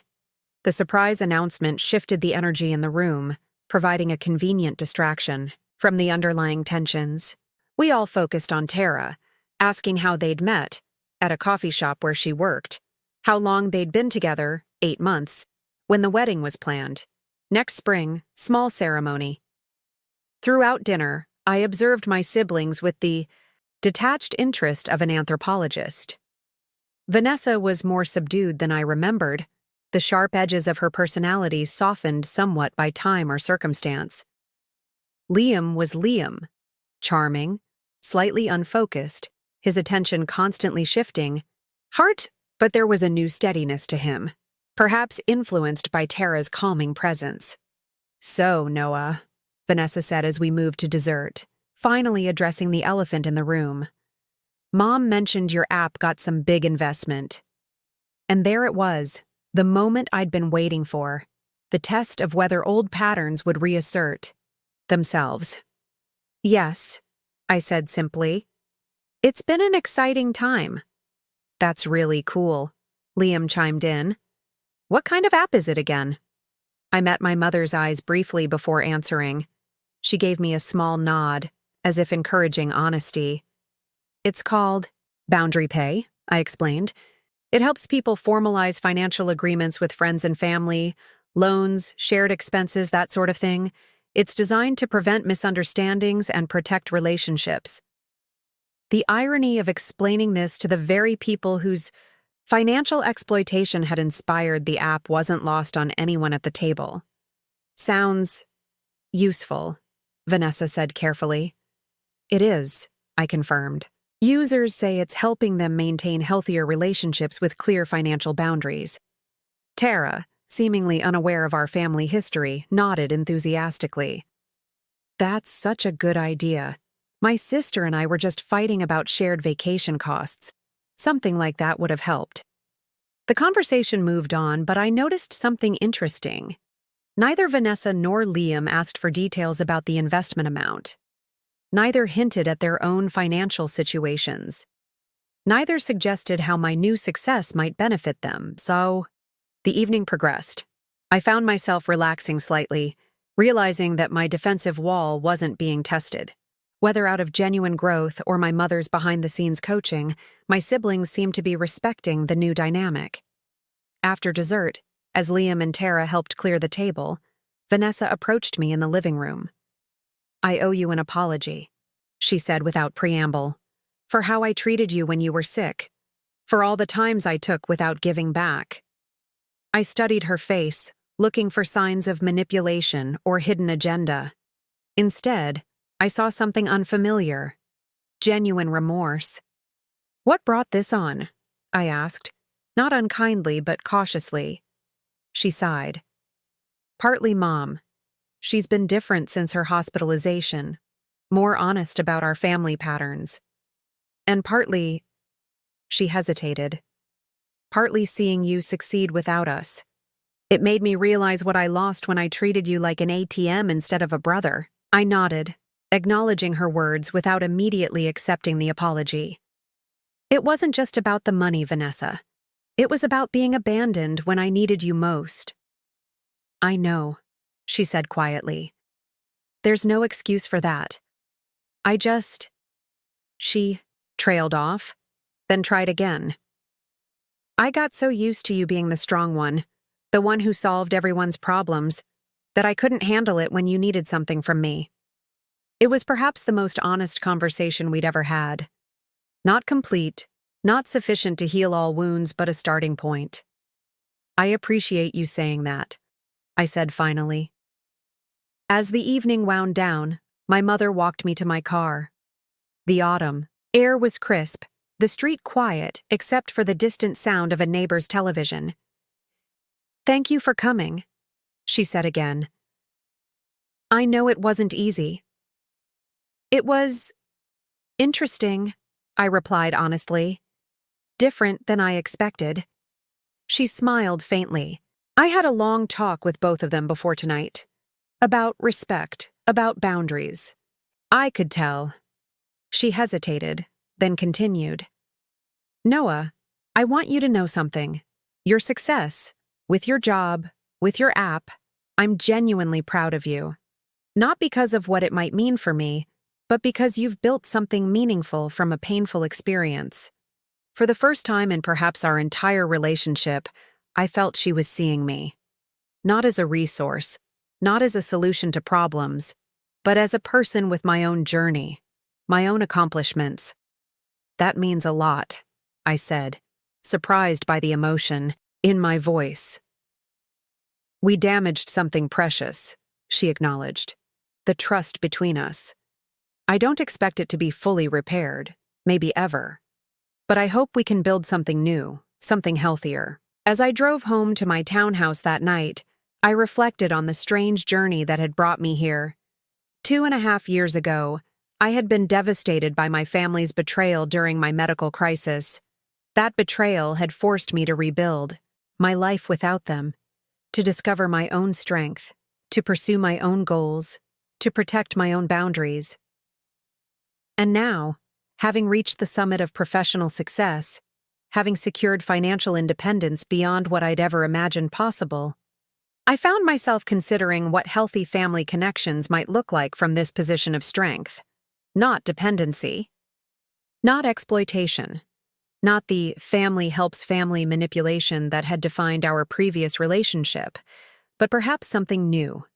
Something based on mutual respect, clear boundaries, and the freedom to engage or disengage as needed for my own well-being.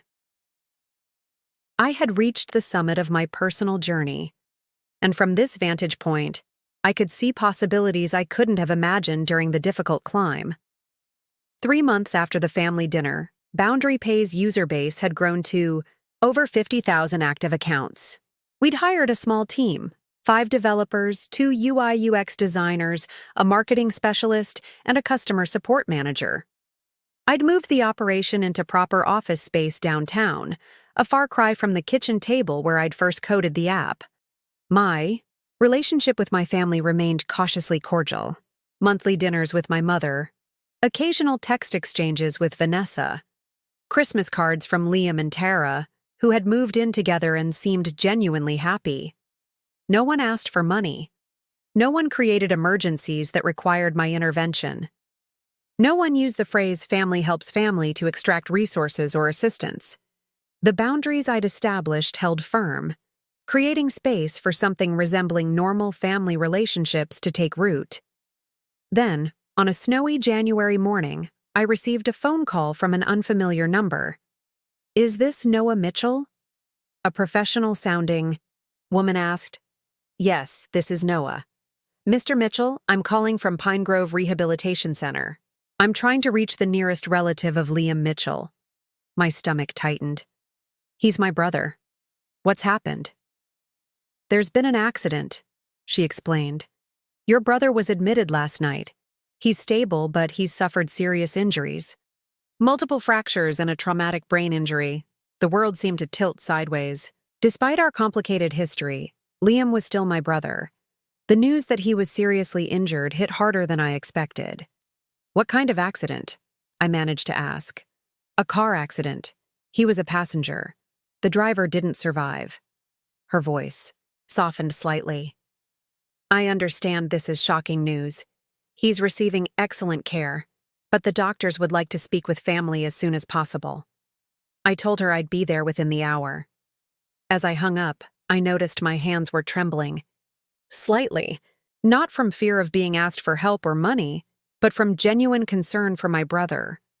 This was new territory, responding to a family crisis not from obligation or manipulation, but from authentic emotion. The rehabilitation center was a modern facility on the outskirts of the city. I was directed to a consultation room where a neurologist and orthopedic surgeon waited to brief me. "Your brother sustained multiple fractures to his left leg and pelvis," the orthopedic surgeon explained. "He's undergone surgery to stabilize these injuries, which went well. However, the more significant concern is the traumatic brain injury," the neurologist nodded. "The impact caused bleeding and swelling in his brain. We've managed to reduce the pressure, but it's too early to know the full extent of the damage. He's currently in a medically induced coma to give his brain time to heal." I struggled to process this information. "What's the prognosis? Will he recover?" They exchanged the kind of glance medical professionals use when the news isn't good, but they don't want to extinguish hope entirely. "It's too soon to say with certainty," the neurologist said carefully. "Some patients make remarkable recoveries from similar injuries. Others experience lasting effects, cognitive impairments, personality changes, motor function difficulties. We simply won't know until he regains consciousness and we can assess the damage. I nodded, trying to absorb the weight of what they were telling me. How long will he be in the coma? At least a week, possibly longer. And the recovery process. After that will be extensive, potentially months of rehabilitation. The financial implications were immediately clear, even without them saying it directly. This kind of long-term care would be catastrophically expensive. What about insurance? I asked. Does he have coverage? Another meaningful glance between the doctors. He does have basic insurance, the surgeon said, but it will only cover a fraction of the care he'll need. Someone from Patient Financial Services will be available to discuss options. As they left me to process this information, I felt the familiar weight of family responsibilities settling onto my shoulders. The old Noah would have immediately assumed the financial burden, emptying savings accounts and taking out loans to cover Liam's care. The new Noah. Well, the new Noah needed to think carefully about what healthy boundaries looked like in this situation. I was shown to Liam's room in the ICU. Despite preparing myself, the sight was shocking. My brother, always vibrant, always in motion, lay motionless, connected to machines monitoring his vital signs. His left leg was elevated and heavily bandaged. His head was partially shaved, showing the marks of recent surgery. His face was swollen and bruised, barely recognizable. Tara sat beside the bed, her eyes red from crying. She looked up when I entered, relief washing over her exhausted face. "Noah," she whispered. "Thank you for coming." I moved to stand beside her, placing a hand gently on her shoulder. "How are you holding up?" She shook her head, fresh tears spilling. "I don't know what to do. They keep talking about long-term care and rehabilitation costs. The insurance will barely cover anything. I've called everyone I can think of." The implication hung in the air between us. She had called everyone except me. Even in this crisis, she had respected the boundaries I'd established with my family. "Have you reached my mother and Vanessa?" I asked. She nodded. "They're on their way. Your mother's car wouldn't start, so Vanessa is picking her up." I looked, back at my brother, so vulnerable in his unconsciousness. Despite our complicated history, despite the years he had taken from me without giving back, I felt a surge of protective instinct.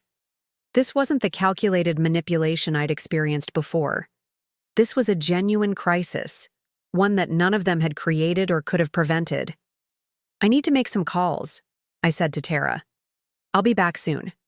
In the hospital lobby, I called Marcus, explaining the situation and my conflicted feelings. "This is different from before," I told him. "This isn't them creating a crisis to extract money. This is real." "It is different," he agreed. "But that doesn't mean you have to abandon all your boundaries. You can help without sacrificing your own financial security or falling back into old patterns." I nodded, though he couldn't see me. "I'm thinking about setting up a fund, something specifically for Liam's medical care, with clear limits and oversight." "That sounds like a compassionate but boundaried approach," Marcus said. "And remember, you're not the only one who can help. Your mother and Vanessa have responsibilities here too." As I ended the call, I saw my mother and Vanessa hurrying into the lobby. Their faces showed genuine distress, not the calculated concern I'd seen so often in the past. "How is he?" my mother asked immediately, her voice thick with worry. "Stable, but critical," I replied, leading them toward the elevators. "The doctors aren't sure yet about long-term effects. There's a lot we won't know until he wakes up."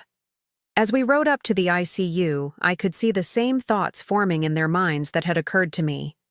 The overwhelming medical costs, the lengthy rehabilitation, the financial devastation this would bring. But for the first time in our family history, no one looked to me with expectation. No one assumed I would solve this problem alone. Instead, there was something new in their expressions. a shared concern, a collective responsibility. We had reached a turning point, not just in how they viewed me, but in how we functioned as a family. The question wasn't whether I would help. Of course I would in some capacity. The question was how we would face this crisis together, with mutual respect for each other's boundaries and capabilities. As the elevator doors opened to the ICU floor, I realized that the true test of my journey wasn't whether I could cut ties with toxic family dynamics. It was whether I could engage with genuine family needs from a place of strength rather than obligation. This was the return of the past, another family crisis requiring my involvement. But now, I was approaching it as a different person, with different rules of engagement. The real triumph wasn't in walking away. It was in returning on my own terms. The family meeting in the hospital consultation room was unlike any we'd had before. My mother, Vanessa, Tara, and I sat around a small table, facing facts none of us wanted to confront but couldn't avoid. The doctors estimate Liam will need at least 6 months of specialized rehabilitation after he wakes up, I explained, having spoken at length with the medical team. The total cost, even after insurance, could exceed $300,000. The number hung in the air, its weight palpable. In our family's past, this would have been the moment all eyes turned to me, the unspoken expectation that I would somehow make this financial burden disappear. Instead, my mother straightened her shoulders and spoke first. "I can sell my house," she said firmly. "It's nearly paid off. That should cover a significant portion." Vanessa nodded. "I've been saving for a down payment on a condo. That's about $40,000 I can contribute." She hesitated. "And I can take on extra shifts at work. Maybe another $15,000 over 6 months." Tara wiped tears from her eyes. "I don't have much savings, but I can coordinate with his friends for fundraising. Maybe set up an online campaign." I observed this exchange with a mixture of surprise and pride. They weren't looking for a savior. They were looking for solutions, each offering what they realistically could. "I've been thinking about this too," I said carefully. "I'd like to help, but in a structured way that works for everyone." I outlined my proposal. I would establish a medical trust for Liam with $150,000, half the projected costs. The trust would pay providers directly, with transparent accounting accessible to the whole family. My mother's house sale, Vanessa's savings, and Tara's fundraising would cover the remaining amount. This way, I explained, we all contribute meaningfully, but no one person bears the entire burden. My mother's eyes filled with tears. "That's more than generous, Noah." "It's not about generosity," I replied honestly. "It's about finding a balanced approach that helps Liam without recreating unhealthy patterns." Vanessa nodded slowly. "It's fair. More than fair, considering—" She didn't finish the sentence, but she didn't need to. Considering how they had abandoned me during my medical crisis.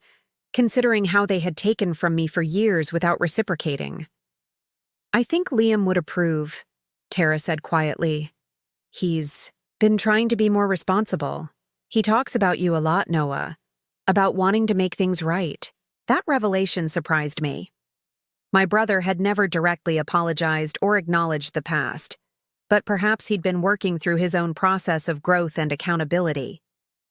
As we finalized the details of our plan, I felt a profound shift in our family dynamic. This wasn't the old pattern of them taking and me giving until I was depleted. This was a collaborative approach to a shared challenge, imperfect but fundamentally healthier than anything we'd managed before. Over the next 2 weeks, as Liam remained in his coma, our plan took shape. My mother listed her house with a realtor who specialized in quick sales. Vanessa transferred her savings into the account we'd established for Liam's care. Tara launched a fundraising campaign that quickly gained traction among Liam's surprisingly extensive network of friends and acquaintances. And I established the medical trust, working with my lawyer to ensure it was structured specifically for Liam's rehabilitation needs, with clear provisions and limitations. When Liam finally began showing signs of emerging from his coma, We gathered again in his room. The doctors had warned us that the process would be gradual, with periods of confusion and disorientation before full consciousness returned. His eyes opened briefly that afternoon, unfocused at first, then settling on each of us in turn. When his gaze reached me, something like recognition flickered across his features. "Noah?" His voice was barely audible, rough from weeks of disuse. "I'm here," I replied, moving closer to the bed.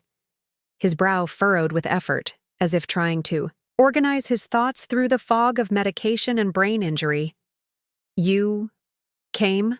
he managed, each word clearly requiring immense effort. "Of course I came," I said simply. A tear slipped from the corner of his eye. "When you needed us, we didn't." Even in his compromised state, with limited cognitive function, this was what he needed to express. Not concern about his condition, not questions about what had happened, but acknowledgement of the past wrong, the abandonment that had fractured our relationship. I placed my hand gently on his arm. "We're not talking about that now. You need to focus on getting better." He shook his head slightly, wincing at the movement. "Important," he insisted. "Sorry, we were wrong." The apology, so long in coming, delivered in such unexpected circumstances, hit me with surprising force. This wasn't a calculated attempt to secure financial help. This was raw, unfiltered remorse from a man whose defenses had been stripped away by trauma. In that moment, I made a choice, not just about how to respond to his apology, but about what kind of person I wanted to be moving forward. I could hold on to the pain of the past, using it as a shield against further hurt. Or I could acknowledge the genuine growth happening in my family, imperfect and incomplete as it might be. "I know," I said softly. "And we're here for you now. All of us, together." His eyes closed, whether from exhaustion or emotion I couldn't tell, but his fingers tightened slightly around mine before he drifted back into sleep. The choice wasn't about forgetting or excusing the past. It was about refusing to let that past dictate my capacity for compassion in the present. About recognizing that boundaries and empathy could coexist. That helping didn't have to mean sacrificing myself. It was the choice I hadn't been able to make before, because I hadn't been strong enough, secure enough, or valued enough to make it from a position of true autonomy. Now I could choose connection, without fear of exploitation. And that, perhaps, was the most profound freedom of all. Liam's recovery was neither swift nor straightforward. Brain injuries follow their own unpredictable timelines, with progress measured in small victories rather than dramatic breakthroughs. The first month after he regained consciousness was marked by personality changes that were difficult for everyone to witness. Frustration would erupt into anger. Tears would follow simple tasks he could no longer perform. The once charming musician with an easy smile had been replaced by someone struggling to relearn basic skills. Through it all, our family maintained the balanced approach we'd established. My mother coordinated with doctors and therapists, practically living at the rehabilitation center. Vanessa managed insurance claims and paperwork, fighting bureaucratic battles with surprising tenacity. Tara provided the emotional support that Liam needed most, her steady presence and anchor in his sea of confusion. And I provided not just financial stability through the trust, but something I hadn't expected: perspective. "It's like starting over," Liam said during one of my visits, his speech improving but still halting. "Everything? Harder now." I nodded, understanding more than he realized. "I know something about starting over." He met my gaze, a flash of the old Liam visible in his eyes. "After your surgery, when we abandoned you." "Yes," I acknowledged. "And it was the hardest thing I've ever done, but also the most important." Over the weeks that followed, our conversations evolved.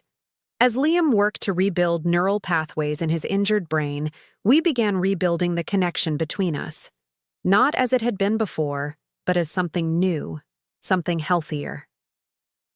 "The trust you set up," he said one afternoon, his voice stronger. "Now. The doctors told me what it would have cost, what you contributed." I shrugged. "Everyone is helping in their own way." "But you had every reason not to," he insisted. "After how we treated you. You could have done what we did, block the calls, pretend it wasn't happening." "I considered it," I admitted. "For about 5 seconds." He smiled slightly. "What changed your mind?" I thought about this carefully. I realized that repeating, "Your mistakes wouldn't heal me," it would just make me more like you were then, willing to abandon someone I cared about when they needed me most. The truth of this struck me as I said it. My decision to help hadn't been about Liam at all.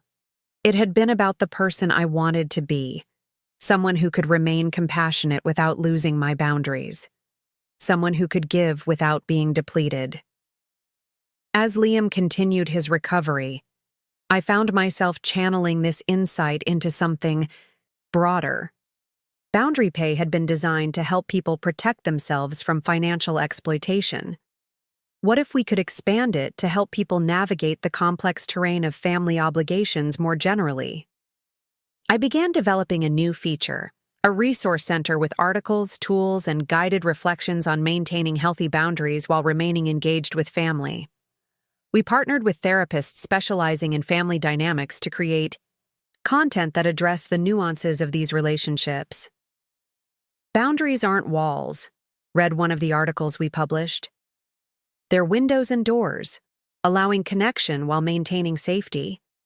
6 months after Liam's accident, as he graduated from intensive rehabilitation to outpatient therapy, we gathered for a small celebration at my townhouse. The first family event I'd hosted since establishing my boundaries 2 years earlier. I looked around at these imperfect people who shared my blood. My mother, more thoughtful now about others' needs. My sister, learning to stand on her own. My brother, humbled by injury but growing in wisdom. I recognized an unexpected truth. My higher purpose hadn't been escaping them or punishing them. It had been transforming myself into someone who could engage with them authentically, compassionately, and safely. And in that transformation, I had helped catalyze change in them as well. 3 years to the day after I walked out of the hospital alone, my phone call ignored by the family who should have been there, I stood at a podium addressing a conference on financial wellness and healthy relationships. "Family helps family," I began, using the phrase that had once been wielded against me as a manipulation tool. It sounds beautiful, doesn't it? A simple statement of reciprocal care and support. The problem isn't with the words themselves, but with how they're applied. When family helps family only flows in one direction, it's not mutual aid, it's exploitation. The audience nodded in recognition. Many of them were Boundary Pay users who had experienced similar dynamics in their own relationships. 3 years ago, I faced a medical crisis that required brain surgery, I continued. When I reached out to the family I had supported financially for years, they blocked my calls. That betrayal changed everything, forcing me to rebuild my life on my own terms, with clear boundaries and a new understanding of what healthy relationships require. I scanned the room, my gaze stopping briefly on the back row where my mother, Vanessa, Liam, and Tara sat listening. They had asked to come, wanting to support this milestone in my career. Their presence was a testament to how much had changed. The journey from that moment of abandonment to this stage today wasn't linear. It included cutting ties completely, achieving success on my own, and then finding a way to reconnect from a position of strength rather than need. It meant learning that boundaries aren't selfish. They're necessary for genuine generosity to flourish. I shared the evolution of Boundary Pay from a simple financial tracking app to a platform that had helped over 200,000 people establish healthier financial relationships. I explained how our resource center was now being used by therapists and financial advisors to help clients navigate the complex intersection of money and family dynamics. The most profound lesson I've learned is this: true strength isn't found in walking away or in giving endlessly. It's found in the wisdom to know when to do each, when to establish limits, and when to extend compassion. It's found in valuing yourself enough to require reciprocity and respect in your relationships. As I concluded my speech, I looked directly at my family in the back row. And sometimes, when we're fortunate, the very relationships that once caused us pain can transform into something healthier. Not by ignoring the past or pretending it didn't happen, but by acknowledging it, learning from it, and choosing a different path forward. The applause that followed was gratifying, but the quiet nods from my family meant more. They understood that my success story wasn't about revenge or proving them wrong. It was about breaking cycles of exploitation and creating something better, both for myself and, unexpectedly, for them. After the conference, we gathered at a nearby restaurant. As we waited for our food, my mother raised her glass in a toast to Noah, she said, her eyes bright with unshed tears. Who taught us all what family really means? I shook my head slightly. To boundaries, I countered, and the healthier relationships they make possible. Liam, still showing subtle signs of his brain injury but infinitely wiser than the carefree musician he'd once been, added softly, to second chances, and making them count. We clinked glasses, these imperfect people who shared my blood and history. Our relationships would never be simple or uncomplicated. The past couldn't be erased, only integrated into a new understanding. But as I looked around the table, I felt a sense of peace that had once seemed impossible. The phrase, family helps family, had evolved from a manipulation tactic to a genuine principle, one that now flowed in all directions, balanced by respect, for each person's boundaries and capabilities. My journey had come full circle, from the desperate man whose calls were blocked during his greatest need, to someone who had not only survived that betrayal, but transformed it into something meaningful. The wisdom I had earned through pain now served as a lighthouse for others, navigating similar waters. And the family that had once abandoned me was now part of my life again, not as burdens or obligations, but as fellow travelers learning to relate to each other with greater awareness and care. Sometimes the deepest wounds, when properly healed, become the source of our greatest strength. My family had accidentally given me the most valuable gift of all, the opportunity to discover who I truly was, apart from their expectations and demands. And in that discovery, I had found not just success, but something far more precious: the ability to choose connection from a place of wholeness rather than need. That was the real triumph. Not wealth, not revenge, but freedom. The freedom to give because I wanted to, not because I had to. The freedom to define family on my own terms. Up next, you've got 2 more standout stories right on your screen. If this one hit the mark, you won't want to pass these up. Just click and check them out. And don't forget to subscribe and turn on the notification bell so you don't miss any upload from us.